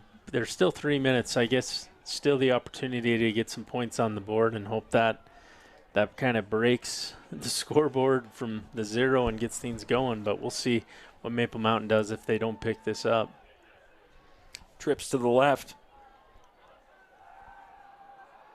Allred got some time over the middle to the end zone. It's caught by Jones. He reaches forward, and it's a touchdown for Maple Mountain. Are you kidding me? On a 3rd and 16, and the Golden Eagles finally break out on offense. Yeah, great job by staying in the pocket there by Cole Allred, as there's chaos all around in the pocket. Steps up, makes the play into quadruple coverage somehow. Jones is able to come up with the catch, and now we got ourselves a ball game. Jones's 3rd receiving touchdown of the season. What a huge play on 3rd and a mile out of nowhere. Coming up roses for the Golden Eagles. The PAT is good, and we are back to a 1-possession game. Spanish Fork up 14-7 with 2:34 to play here in the third quarter. As we reset and get ready for the kickoff, here's an opportunity for us to once again give a shout out to our sponsors here at Spanish Fork 17. We've got Two Jacks Pizza, Spanish Fork Community Network, Utah Legal Team, Mike Mendenhall and Tyler Mendenhall, the financial advisors at Edward Jones, Lance Wilson State Farm, and Triple T Heating, Cooling, Plumbing, and Electrical. Wow, what a touchdown pass there. Yeah, just out of nowhere, just nothing happening over the middle and through the air for Maple Mountain for much of this game, and they break out when they needed it. So now Spanish Fork lining up to receive the kick. Maple Mountain a little behind. Oh, I think they wasn't Maple Mountain's fault. There just was no football. You got to have a football in order to kick it.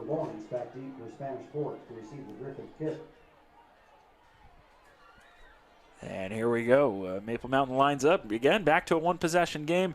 Spanish Fork needs to answer here. Maple Mountain has owned the time of possession in the second half so far.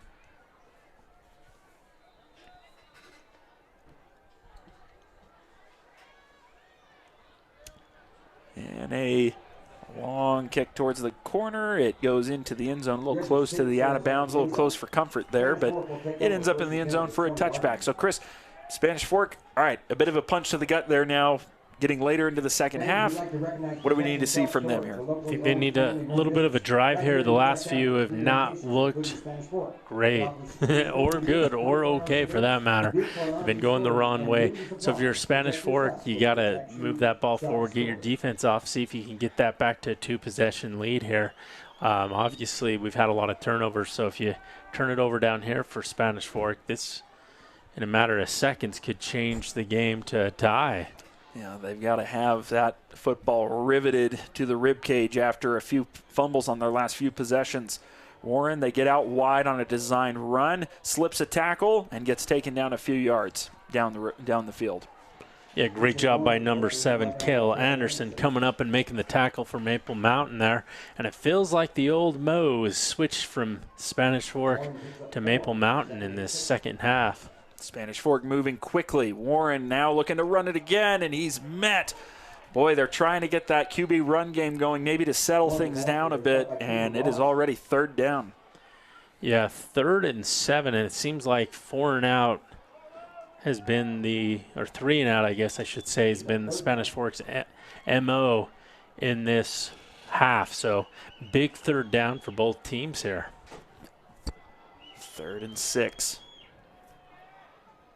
Pressure for Maple Mountain rolling out and looking downfield. Oh, he had a man, but it went right through his hands. That was incomplete, intended for, I can't quite see from here. Cloward, who has had a big game so far, and he was open. Jackson Cloward. Yeah, 4th down. Spanish Fork has not had the best of punts. The last couple of punts, we'll see a little bit more room this time for Nixon Warren. Warren likes to do that rugby-style punt. Oh, under pressure, gets it out quick.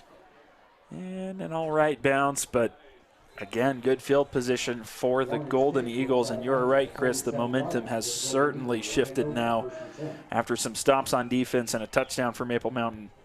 Yeah, Maple Mountain seems like they're playing with a little bit more intensity, so can Spanish Fork's defense match that? But really not surprised with our score being 14-7 because both defenses seem to be a little bit higher quality than the offenses, for lack of a better term. Well, and I don't think we've mentioned Maple Mountain is looking to continue a streak here. They've won the last 2 meetings between these two schools. Trying to make it 3. Spanish Fork trying to put an end to that. All red, kicking it outside. Again, he's got some speed, especially when he gets to that edge and gets a few. Yeah, there's been some pretty good games between these two teams. Looking like we're going to have another great finish tonight.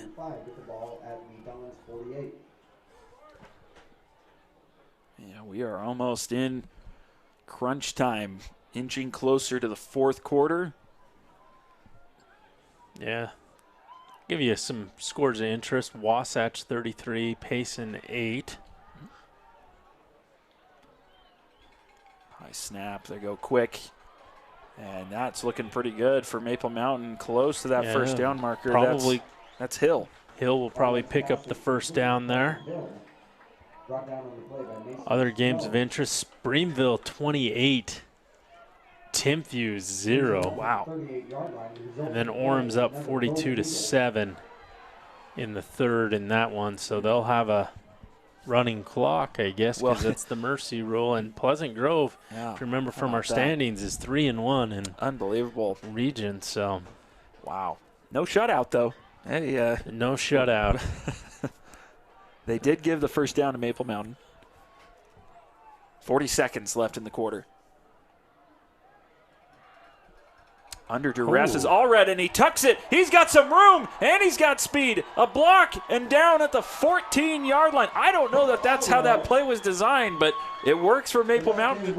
Yeah, if it's not broke, don't fix it. As Allred has the RPO, has no business getting any yards, but keeps it down, and great downfield blocking by the Golden Eagles. Ross, as you can see on our instant replay, hustling down to get an additional block, and that got another 5 yards there. And so, wow, looks like we got ourselves a ball game, Mac. Yeah, I would say so. It was looking a little interesting there. I think we're going to get one more play before the quarter is over. An underestimated aspect of football and on offense is that wide receiver blocking. Looks like they're resetting the play clock here.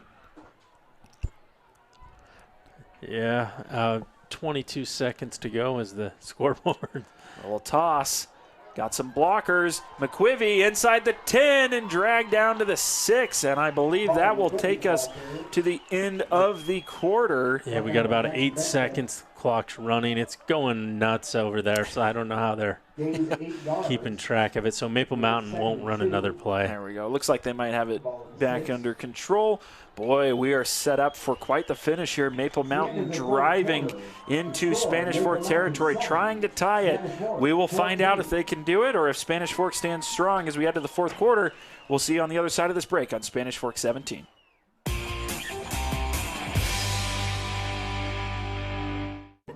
What does it mean to be rich?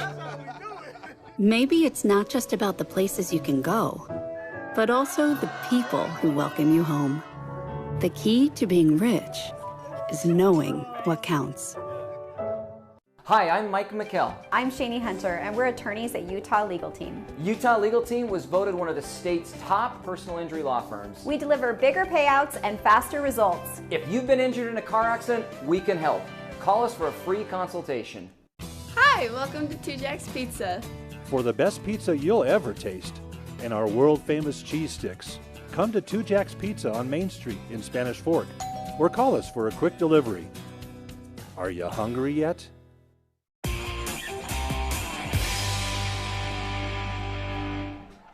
Welcome back to Spanish Fork 17's coverage of this high school varsity football matchup between Spanish Fork and Maple Mountain. The score is 14-7. Maple Mountain up as we begin the fourth quarter, but that may not last for very long here, Chris. Yeah, it was 14-0 for the Dons heading into the second half, and Maple Mountain put up 7.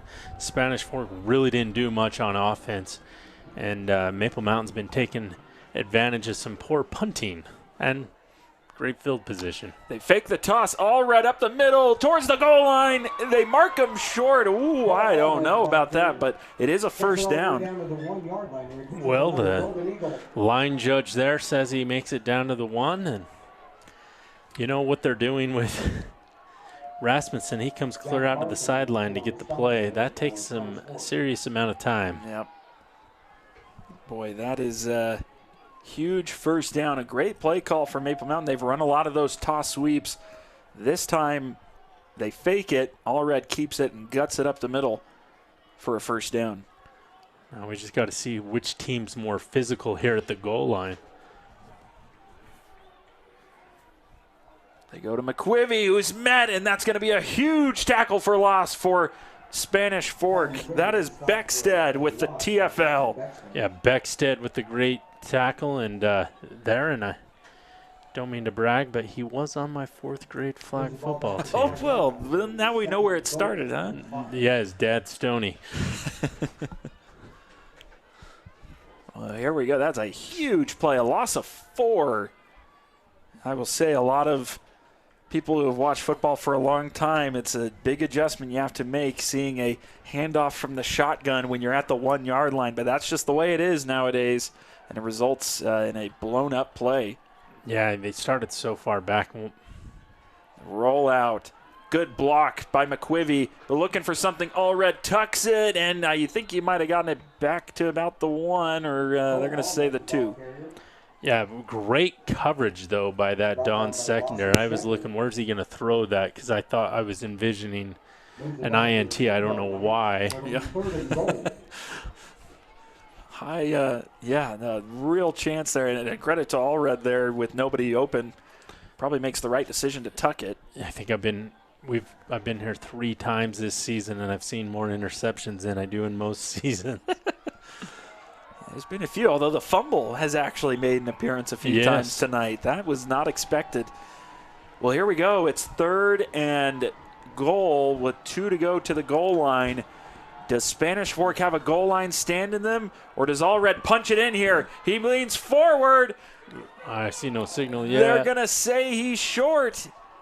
The crowd wants the touchdown, but the refs have the best view right at the goal line. Yeah, and the Spanish Fork Analytics with the score and the down and distance says go for it in this situation. You got to go for it here. It was right last time. Maple Mountain converting their last 4th down. That was about a 4th and 5 or 6. Spanish Fork looking for a goal line stand for the ages right here. Ball was at the 1 on 1st down. And Maple Mountain has all the momentum. Spanish Fork with the stop here can take it back. They better hurry here. They've got 8 seconds on the play clock. Trying to get set. They might need to call a timeout here. 2 seconds. They snap it. Allred hands it off. Physical play. Touchdown.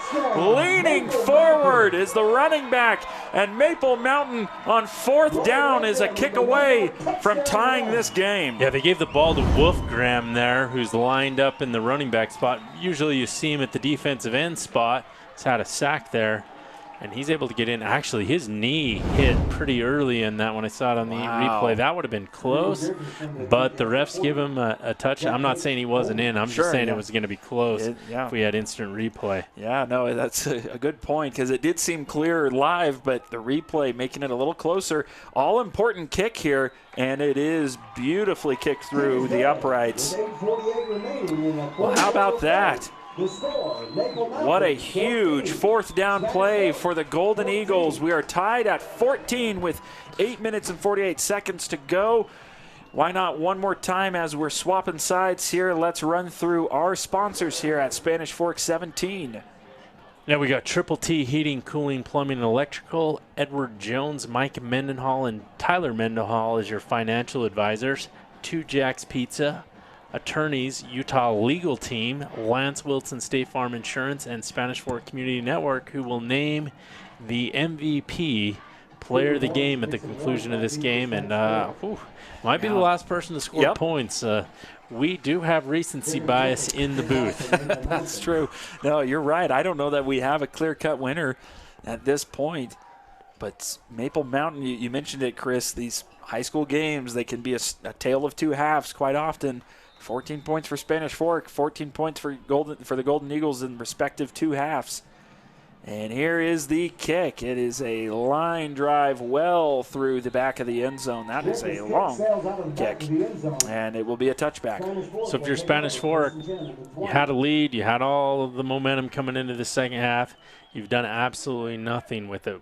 So I guess they have to ask themselves, what can we do on offense to get off the field and get some points, see if they can steal a win here. Yeah, I know. It's been interesting with Spanish Fork. While they have had a couple scoring drives, they have been mostly driven by some gadget plays, some end-arounds, some trickery of having a quarterback out wide and all that and throwing on a play action. So we'll see if they can just line up and drive the ball down the field. Cloward in motion. That's back where he came from. Quick screen and going down for a loss. Yeah, I guess we should give some credit to this Maple Mountain defense, as they've done a great job of clamping up the Spanish Fork's offense in this half. And in one-possession games, Spanish Fork so far this season is 1-2, and Maple Mountain hasn't been in one yet. They've either blown Payson out or lost by a lot. Yeah. So uncharted territory for the Golden Eagles, but looking strong so far as we hit 8 minutes to go, or just a little north of 8 minutes to go here in the 4th. Ooh, Golden Eagle jumps, but they did not snap. Now they do whistle it dead. I would assume somebody had to have jumped. Looked like number 59, Latu, that jumped that time. It was interesting because he jumped, but I didn't see any snap or movement, but it looked like he had gotten back, but the line judge ruled that there was some movement. Yeah, it used to be back in the day. If you got back, you were fine. Those days are long gone. So here we go, back now to just normal 2nd and 10, I believe. Wipes off the TFL. Looking deep, and going deep is Warren. He has a man and overshot him by a few yards. That was Cloward. Cloward had a step. That's a tough pass to make. Anytime you can out-throw your receiver that's 45 yards downfield, that's pretty impressive too. Yeah. That could have been a huge play to flip the field or maybe potentially get some points. Instead, it's back to their own 20, 3rd and 10. I don't even know if Spanish Forks picked up a first down in this second half. If they did, it wasn't memorable. Yeah, I think they might have had one that they had over the middle that they that's hit, right. and then they promptly fumbled it on the next play. So it didn't feel like a first down shortly after that. Now on 3rd down, hitting Cloward. Oh, no, that's Christensen who lunged forward, and I think he got the first down. What a play. They're going to give him the first down, and Spanish Fork finally gets another first down in this game. And really, Maple Mountain's been putting a lot of pressure, but Spanish Fork's offensive line picks it up that time.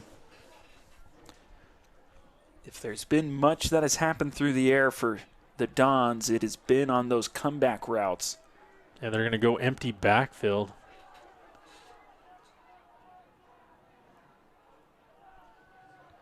All receivers to Warren's left, but he's looking right. It's a screen and got some blockers in front. I believe that's Johnson, but only picking up about 5. That looked like it could have been a little bit bigger.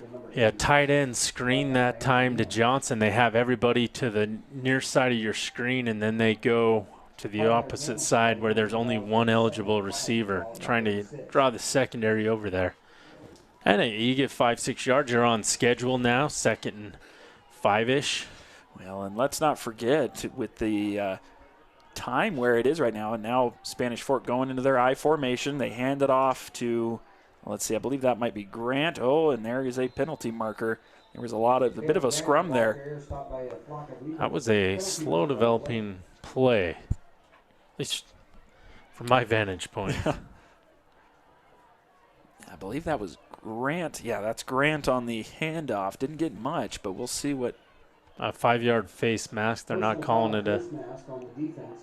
Maybe they are calling it a personal foul. Yeah, I think they announced a 15-yarder.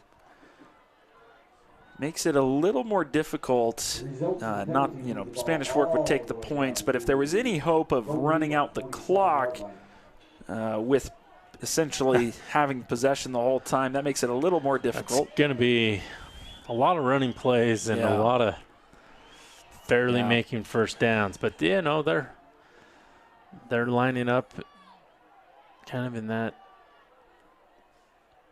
in the eye. Oh, something didn't look right there. False start, it appears. Both teams with 3 timeouts. False start, Spanish Fork. Yeah, I'm not sure who that was on. Looked like almost half the line might have jumped early, but and that usually means just one person, the center. Yeah. So, penalties giveth and taketh away. 1st and 15.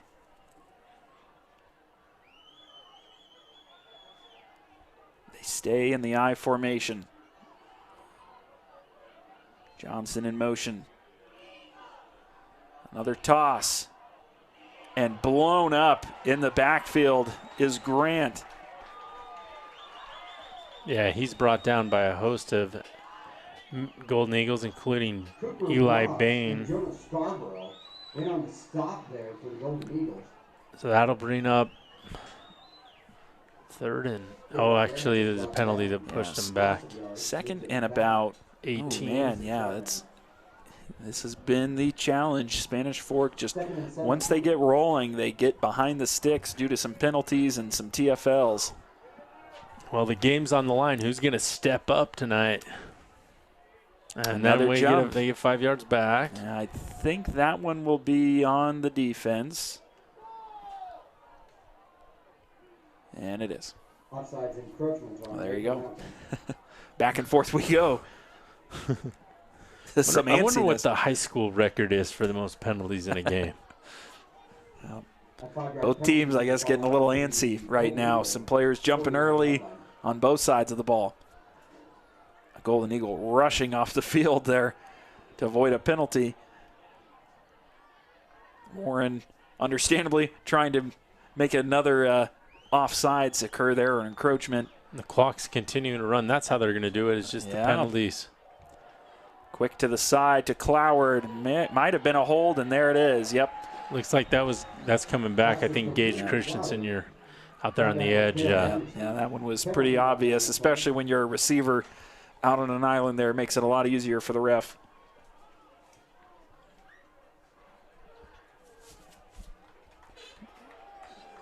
Wow, this set of downs has been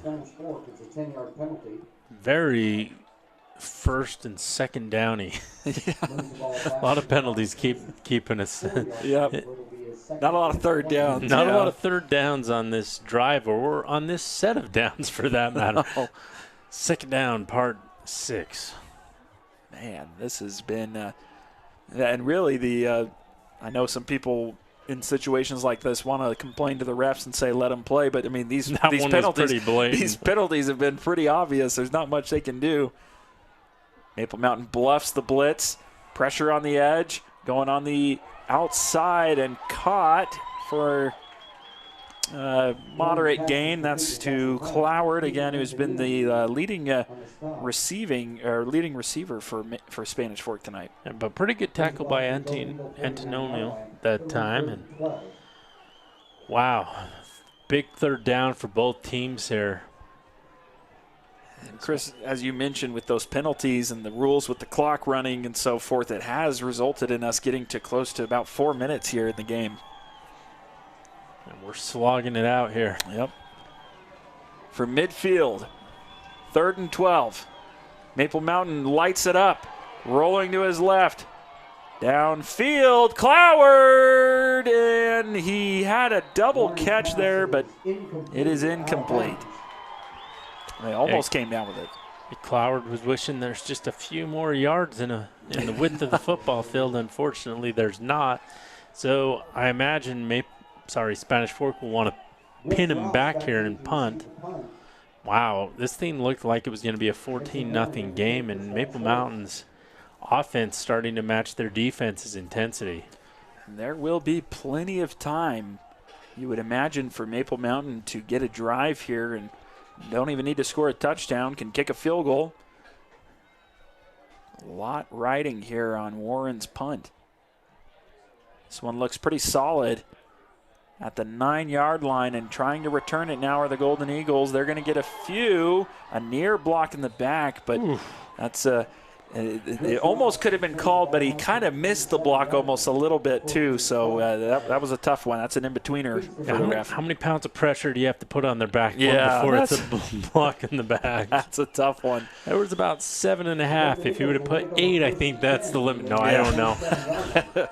That results in about a 17, 18-yard return, and those are precious yards right now with 3:46 to play. Yeah, now Maple Mountain can get in their 4-minute offense. All they have to do is get into field goal position if the time runs off the clock and kick a field goal. Otherwise, if they go, Spanish Fork, plenty of time to get the ball back. So what we're saying is anybody's ball game. Yeah, absolutely. With the way the turnovers have been, this might be where Spanish Fork even might want them right now. And is that a timeout? I don't think I saw a flag. Yep, it is a timeout. for Maple Mountain with 3:45 to go. An opportunity again to remind you of our game that we have coming up next week here on Spanish Fork 17. It's going to be Springville taking on Spanish Fork at Spanish Fork. Now, Chris, you've been keeping an eye on that Springville game, and of course this matchup is going to be on Thursday. That's Thursday, October 9th at 7 p.m. here on Spanish Fork 17. Yeah, Springville's up 28-0 with 5:44 to go in the fourth quarter in that one. So it looks like they'll have a win. Orem with 4 minutes to go in the fourth quarter is up 50-7 on the Pleasant Grove Vikings. And then Payson making a little bit of a comeback, down 22-33 at home against Wasatch. So yeah, 11-27 was the last reported score. Yep. And I'm sure a lot of those games, they have some people looking at this score and imagining that this has been a closely contested game, and it has been. This has been a fun one. Yeah, if you like mistakes, this has been the one for you. It has been wacky at times. If you love the color yellow, then this has also been your game. A little swing pass out to Jones, and it's going to result in what looks like a first down, although he cuts back. A little move there, a little back step, and that's a first down for the Golden Eagles. Yeah, Jones with the stop and go, runs back. Yeah. If he gets tackled there, that's not a first down. Instead, it is. So feels like Maple Mountain has all the momentum. So Spanish Fork's defense has got to figure out what to do to take that back if they want to win this ball game. Maple Mountain also can observe they've dipped into the playbook just a little bit more in this second half. A little bit more action as they hand it off. Oh, and breaking free is the running back. He's cutting it across field, and he gets pummeled or knocked down to the ground, but not until after a long run. That is McQuivy. Yeah, Paulo McQuivy. Quite the first name there. It's out of this world, and so was that run. Yeah, he has kicked the ball out wide at times beyond the tackles, and it has paid off. Haven't called his name as much as we did in the first quarter. The Golden Eagles on the move. Under 3 to play now. Oh, and dropping the snap is Allred. He sheds a tackle trying to just make something happen and loses a couple. Yeah, great job by Christensen coming up and getting him from behind the line of scrimmage. I think they'll give that a sack as well. Wow, just another example for one of these teams to have some momentum and then a negative play. This one only a few yards. Might be heading to overtime, and unlike the Cowboys-Packers game, we can't end in a tie. We will not. We will be with you all the way through it if it does come to that. Even if it's 2 a.m. Same formation for Maple Mountain. I don't know that they got set. I think they might have called timeout. Yeah, another timeout. Which, you can't take him with you, I guess, so we may as well use him. And Maple Mountain has got the ball on the move. It's just under 2 minutes. It's like a 2-minute warning right here. We're just under 2 minutes here, Chris. I think for Maple Mountain to feel comfortable kicking a field goal, they probably got to get inside the 20 would be my guess to feel comfortable. Now, where would they attempt one? Maybe inside the 30. That would be about 47 yards from the 30-yard line. So we shall see. That's kind of where Maple Mountain's got to get to. If you're Spanish Fork, you got to get that ball back, get your offense back on the field. Yep. But, wow, we are getting our money's worth, and so are all the fans tonight in attendance. It's been a real fun game, tale of two halves. Yeah, you can show up next week to the Spanish Fork Springville game. They're not charging for regular season home games this year, only if the state makes them in Nebo School District. So, show up, pack the place. We've had some good crowds this season. Standing room only when I went to the Salem Hills Spanish Fork game. It was rough getting out of the parking lot there. Awesome. Little trick play, reverse to Jones, cuts up the middle and gets a few. That's a win for Spanish Fork. I'm sure Maple Mountain expected that play to go for a bit more. Yeah, Maldonado with the tackle there. Brings up 3rd and forever. And I'm guessing if you're Spanish Fork, if you have another TFL, you're going to take a timeout. Maple Mountain in no hurry at all. Yeah. This is a tough spot for the coach, and they're going to, like you said, Chris, probably let it ride here. If they get the stop, if they get the first down, they'll go fast. Running down that clock are the Golden Eagles.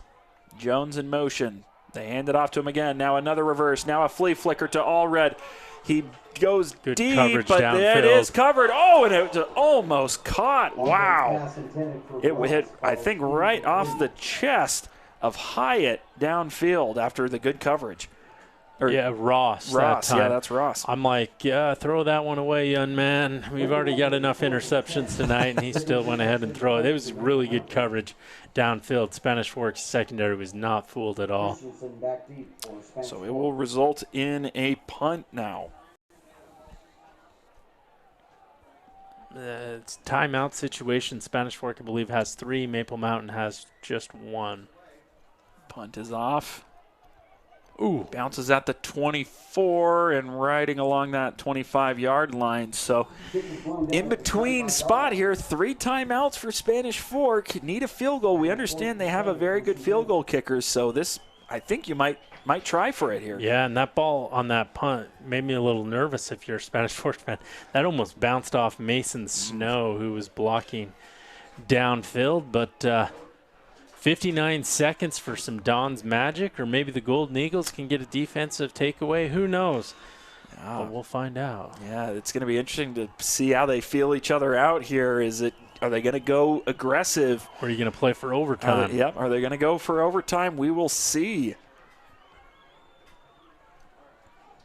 Warren and Grant in the backfield. Oh, pressure right away. And a double pass. Oh, the trick plays are coming out. Warren has some room. He's got blockers down the sideline, crossing midfield to the 40, staying up down to the 36, and that is the play that Spanish Fork needed right there. Great execution by the team there, and great run by Warren. But Gage Christensen throws it behind, so that's a lateral. If that's a bad lateral, that's a live ball at that point. Yep. Wow, great job by Warren. You figured they had to keep the ball in his hands, but this is one of those weird situations where you want your quarterback to have the ball, but not necessarily as the quarterback right now. And they did it. Yeah, and now if you're Spanish Fork, you got to get a couple more chunk plays, and then you can rely on the field goal game, and I'm sure every high school coach is nervous about doing that. Not everybody has a high school kid with the last name Gramatica or something like that. Yeah. Janikowski. No, not too many of those. And they are at the 36. It's a big gain, but certainly not in comfortable field goal territory right now, or maybe even just field goal territory in general. Yeah, I'm a proud graduate of a Nebo School District High School, so I think it would be a 53-yard field goal, but don't trust the math. Yeah, I think you'd be on that one. And there's plenty of time. Well, maybe not plenty, but there is time for Spanish Fork to get some more yards here. Maple Mountain only with 1 timeout, so you have to figure, unless there's a turnover, this game is going to end with Spanish Fork with the ball. Pressure from Maple Mountain, and that's going to be that was a clear hold on the receiver there. And now there is a penalty marker that's down behind the line of scrimmage. Yeah, the McLay, number 3 that time, was holding. Instead, I think they're going to get 72 Kyler Olson with the hold for Spanish Fork. Boy, the ref having some words. Or maybe it's an unsportsmanlike conduct. Yeah, I think the discussion, the words between the ref and the player there was after the penalty. Man, a lot happening there. I don't know. That looked like a clear hold on the receiver there on that pass attempt. And he says there's 2 fouls, it looks like. Holding, and they did call it on the defense. And here we go. Personal foul also on Maple Mountain. Man. That is huge. Course penalties will be a deciding factor in this game. Huge penalty. Boy, this is massive for Spanish Fork. They had been dead in the water this whole second half offensively, and they might be putting it together right when they need it. Yeah, now I might just try and run a play into the middle of the field just to set up your field goal kicker. There is some wide hashes and some wacky angles for kicking at the high school level. It is bizarre. Warren cannot take a sack. He's looking downfield, and he does take a sack. Oh, my goodness, what a mistake right there. Mack with the sack challenge. Challenge accepted. Archibald, number 72, gets the sack for Maple Mountain, and I think I'm going to bring some Two Jacks pizza in every time there's a sack. Just announce the next play with some pizza in my mouth. No, we will not do that. But another timeout taken by Spanish Fork. They only have one. They probably want to get that 7 or 8 yards back to have a better attempt here. And you probably, I don't know, you only have one more play. Really, if it's not towards the sideline, if that makes sense, or it's not a first down, and it's tough. The probability of getting a first down on 2nd and 7 is usually pretty low. Yeah, we will see what they dial up here. And you are right, Chris, as you mentioned, in high school, those hash marks very wide, which it is one of the quirks of football. In the NFL, those hash marks are aligned with the goalposts to open up the field of play, but it makes kicking a lot easier at that level. Here in high school, you've got wide hash marks, so we'll see if they try to center it. There's a lot of options here. 2nd down. Warren under pressure. What's he going to do? He's going to throw it away, which might be a play late on that. That would have been a big decision to make last play as well. Yeah, great pressure by Wolfgram that time, as we see the ball made it to the 2nd lane of the track, now on its way to the 1st. Yep. Slowly making its way.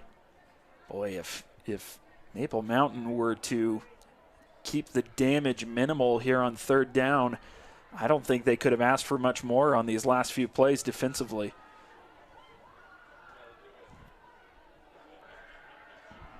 Ten seconds on the play clock, and Spanish Fork does not want to have to burn a timeout here. You cannot take a penalty here.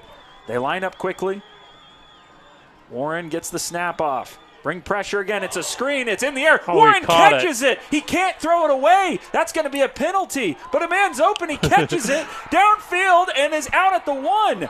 But I don't think you can throw the ball a second time. Wow. It gets batted down. He makes a second pass. What? Christensen's in the end zone. The Maple Mountains coaching staff's going nuts. The ref officials going nuts. There's 5 seconds, by the way, on the game clock.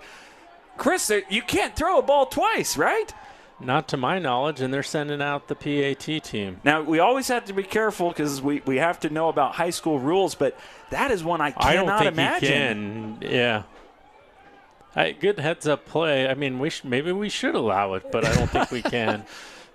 I think it's going to be down where he threw it, which is way back there. Oh, my goodness. Yeah, see, how do you enforce this? I think I saw the motion for illegal throw downfield. I guess the question would be, is it just a penalty from where the play started? Somebody should just get out their rule book and figure it out. I don't think we would blame them at this point. That was very unusual. I've never seen that before. Oh, my goodness. Illegal forward pass. Yeah, I don't. Loss of down, 4th down. If the clock, I don't think the clock would run, but even if it did, they do have a timeout in the back pocket. What a wild play right there. And good for the refs who seem to have officiated it correctly. Okay, I thought they would mark it to where when he threw it, they elect to. They are going to kick it. Oh, wow. This is a 51-yard attempt. We said we believe he has kicked a 53-yarder. The crowd going crazy. Are they going to try to ice him? Yes, they will. Wow. Number 30, Preston Jones out there, looking to be the hero or zero. Yeah, a lot on the line. A lot between these 50 yards between the ball and the goalposts. No timeouts left for Maple Mountain, so this is going to be it. If I'm Maple Mountain, I'm putting somebody, well, I don't know if they'll let them return it unless it in the end zone. Well, and that is something to be aware of. Sometimes with these long kicks, the probability of a block gets a little bit higher as well, so you have to be aware of the block return as well. And I wouldn't put it past Spanish Fork to have a fake out there as well. Right. 5 seconds. Okay, we're going to go the old Hail Mary. Yep. Yep. From the holder. Who is the holder out there? That's Christensen, number 2. And Preston number Jones. 7 for Kel Anderson, in case he can, I guess, return it. 51 yards here for Preston Jones to win the game. It is short. no good, and it's through the hands of the return man. The clock runs out, and Chris, we are headed to overtime after a crazy finish here in regulation. Should we take a quick break, and then we'll come back with overtime? I think we should. Let's gather ourselves. We'll see you on the other side of the break here on Spanish Fork 17.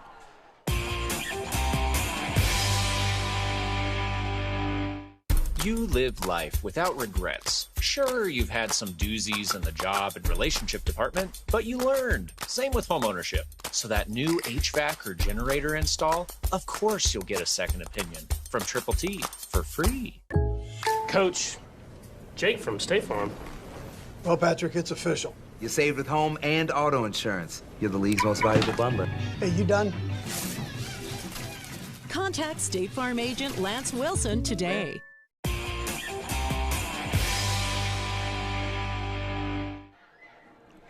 All right, we're back. Mac is looking up the overtime rules. We're not sure if it starts at the 25 or 10. The rules changed, but I believe it's the 25, and both teams will get the opportunity to have the ball here in overtime. As my cursory glance here, it appears that it is the 25-yard line that both teams start with. If you're familiar with college rules, it's going to be similar to that. Starting at the 25-yard line, both teams get a possession. And the strategy usually is to go on defense, so you know how many points you give up, how many you have to match, or what you need to win. Yep. If we go to a second overtime, who gets the ball first? We'll just switch from the first overtime possession. Not sure if you have to go for 2 at the high school level. I know you do at the collegiate level. We don't get too many overtime games. No. I have called a lot of games, and I have seen a lot of blowouts, so it's nice to have a competitive game here on the 17. Yep. We will see this coin toss here. Very important, determining who is going to have the ball first. Maple Mountain and it is Maple Mountain who won the toss, and you would assume they're going to go defense first. Yeah, Spanish Fork's looking at each other. Which way do we want to go? I don't care. Let's go this way. Yep. Well, Chris, we spoke about it all game. There was kind of a dead zone for Spanish Fork when they would get rolling sort of between the 20 and 40-yard line of Maple Mountain, where the penalties would come out, the sacks, and it reared its ugly head right there for Spanish Fork at the end of the half, or at the end of the regulation. It did indeed. As they're getting set there. Spanish Fork needing to come away with some points. They will spot the ball at the 25-yard line, it appears. Yeah, Payson's cut the lead, or cut Wasatch's lead down to 3. It's 33-30 for Wasatch with 4:40 to go there. Other games are still way out of reach. And the Orem, it's a final over PG 50-7, and Springville still up big on Timpview. Finally, it's a final in that Orem Pleasant Grove game. Showed overtime on the Deseret News' website for this game, so they got that updated in a hurry. Great. They are on it. I don't know how. Well, here we go. Spanish Fork's got to recover quickly. Oh, a bad snap. In trouble. Getting it out to Cloward. He falls, and it's incomplete, and that is not the start that the Dons were looking for. Yeah, probably the best thing about that play was it was an incomplete pass and not a 4-yard loss for the Dons, but that is not the way you wanted to start out the overtime. A lot of ways that could have been worse, like you mentioned, Chris, but come away just incomplete. Again, there's no time, no game clock in overtime. Still a play clock, which is at 16 seconds right now. Spanish Fork gets the ball first. Maple Mountain will get the ball as well to answer unless there is a turnover here that results in a score for Maple Mountain. Pressure. They hand it off. Up the middle. Got a hole. That's Buck. Cutting through is Buck. We have not seen much of Buck tonight, but he makes a triumphant return on that play. And the last time Spanish Fork beat Maple Mountain was October 6, 2022. Since then, Maple Mountain's had the last 2 wins. A lot on the line, trying to end a streak on the road at Maple Mountain. Now remember, according to our understanding, even if Spanish Fork does score here, Maple Mountain does get a possession. Yeah, Grant's in at quarterback. They go Wildcat up the middle, gets a few. It is a goal-to-go situation. Yeah, they had been using Grant exclusively dotting the I as a tailback in the I formation. That time they bring him out as the quarterback in the Wildcat. So, wow, multiple personnel. Yeah. Personnel groups for Spanish Fork's offense, and it looks like Grant's gonna stay out there. Makes sense, honestly. Got a few yards there, some good blocking. Grant running with authority. I think it makes sense to stick with it. Question is, can he throw the ball as well? I would bet he can. Do they risk it? Running to his right, up the middle, Grant leaning forward. There's arms going up from Spanish Fork. They mark him short. Caleb Grant, the ball carrier. He's stopped by a all right, third and goal to go at the 1. Whew. You got 2 shots. I doubt they're going to attempt a field goal here. Now they've got the fullback, 2 fullbacks in for Spanish Fork. Grant still out there. Grant up the middle. He's met. Touchdown. The far end line judge puts his arms up and says it is a touchdown for the Dons. They reclaim the lead. Will it be enough? 20-14 on the touchdown. Are they going to go for 2 or are they going to kick the PAT? They're going to kick it. That's Grant's second touchdown run of the night. He's making a push for Spanish Fork SFCN MVP. That's a lot of initials. We got to figure that one out. Boy, out of nowhere, the running game making an appearance for Spanish Fork when they needed it. Oh, the kick is blocked.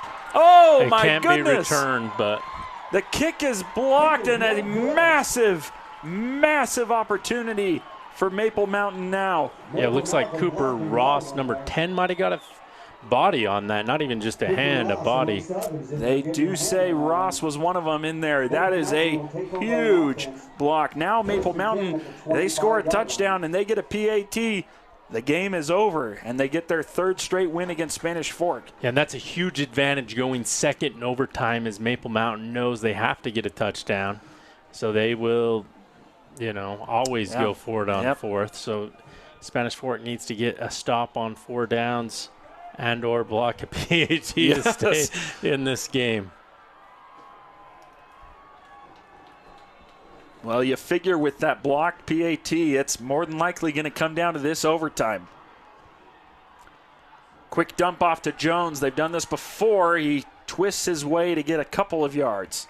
A great tackle by number 3, Fagan.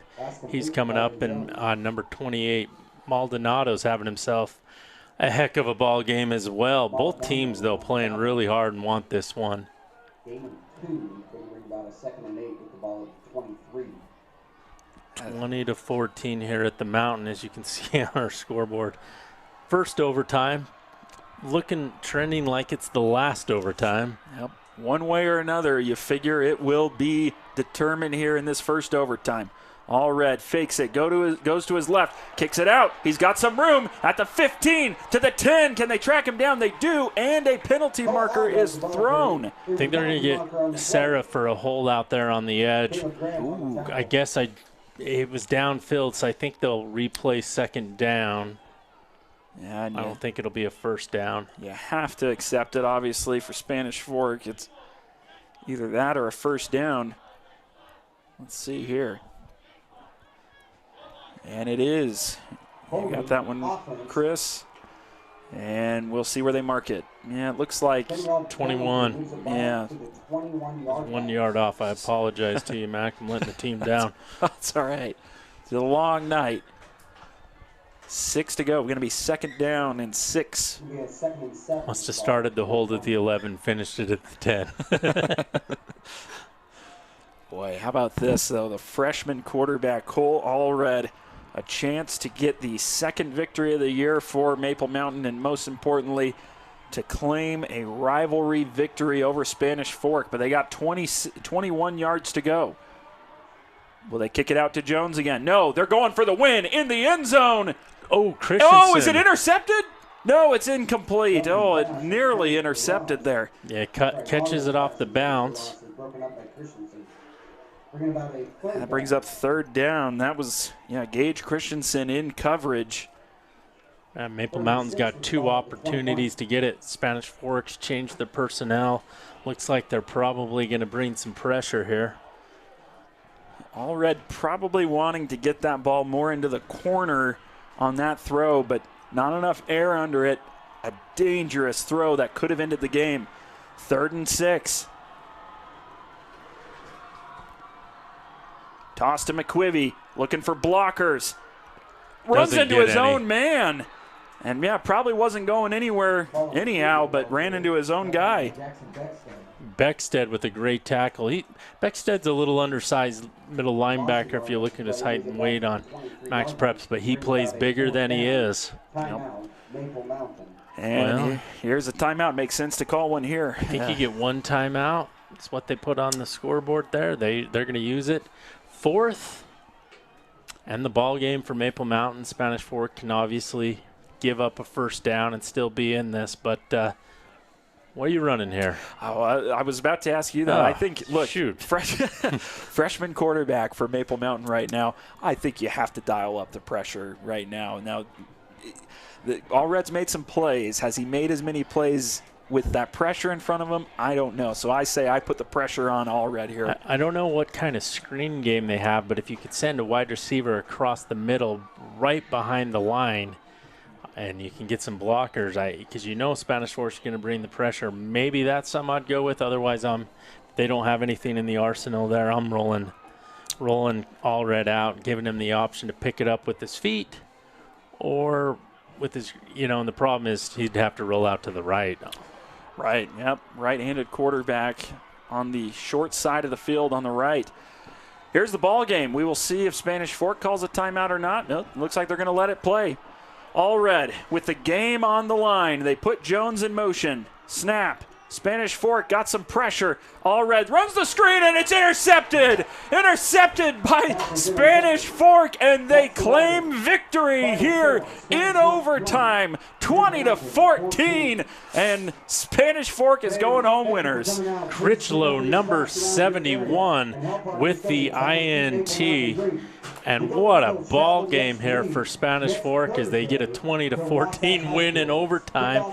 And for Maple Mountain, they looked like they were dead in the water. Give them guys credit for coming back in this second half because both teams played well. Yep, Chris, good call there. They did try to go for some sort of screen. Didn't work out. Spanish Fork comes out the victors here in overtime, 20-14. We will take a break here, and when we come back, we will list our SFCN MVP of the game.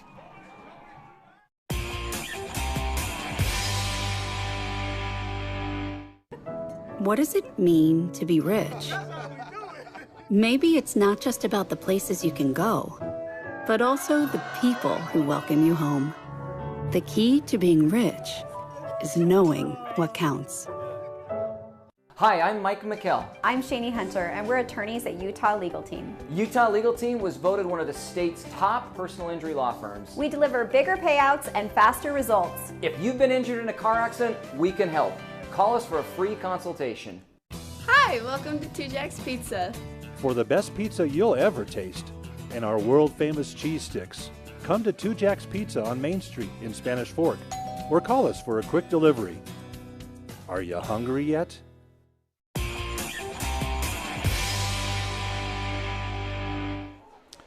Welcome back here to Maple Mountain on Spanish Fork 17. Woo, Chris, what a ball game we had. Spanish Fork comes away with an overtime victory, 20-14 over their rivals, the Maple Mountain Golden Eagles. They end that winning streak for the Golden Eagles and start their own. And, boy, a big victory. So, Chris, some final thoughts before we reveal our MVP of the game? Yeah, for Spanish Fork, this is a huge win as they try and make a push to get a playoff spot. For Maple Mountain, it's a tough loss. You got a tough couple of games coming up for them. Next, they're at Wasatch. That's a must-win for Maple Mountain to making the playoffs. But really impressed with both defenses coming up with some big plays, a lot of turnovers, and these offenses struggled but did get points intermittently, I guess is the word. But, yeah, that's kind of my initial take is, wow, my pulse got going up there.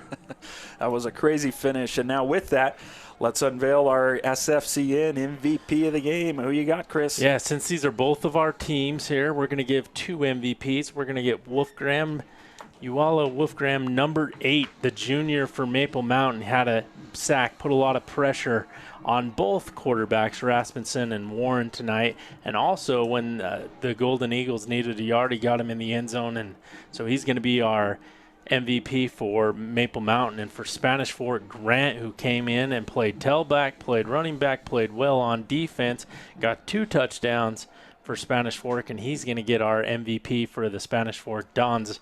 Those runs were of 2 and 1, but points were at a premium, and Grant was able to finish some of those drives, which Spanish Fork had a hard time doing tonight.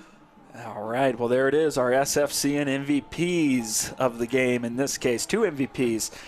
Well, Chris, this was what a night. This was so much fun to be here for this game. A great night for the community. Yes, somebody comes away as the loser. In this case, Maple Mountain doesn't get the victory, but really both teams so much to be proud of. What a great game they put together for the Spanish Fork community and for us here on Spanish Fork 17. Maple Mountain's got a young team. They're going to have a lot of talent to come, and Spanish Fork cementing themselves perhaps to be in that postseason tournament this year. So, again, we want to thank all of you for joining us here tonight. We remind you that there is the upcoming broadcast on Thursday, October 9th at 7 p.m. between the Springville Red Devils and the Spanish Fork Dons, coming off of this big victory now and a 2-game winning streak. So please tune in for that on Spanish Fork 17 this coming Thursday, October 9th at 7 p.m. Well, this has been a great night, as I mentioned. Thank you so much for tagging along for the ride here. Again, the final score is Spanish Fork 20, Maple Mountain 14 in an overtime thriller. We thank you for joining us here. For everyone on our crew, I'm Mac Branning. Alongside me, Chris Hurst. Thanks for joining us, and we will catch you next time on Spanish Fork 17.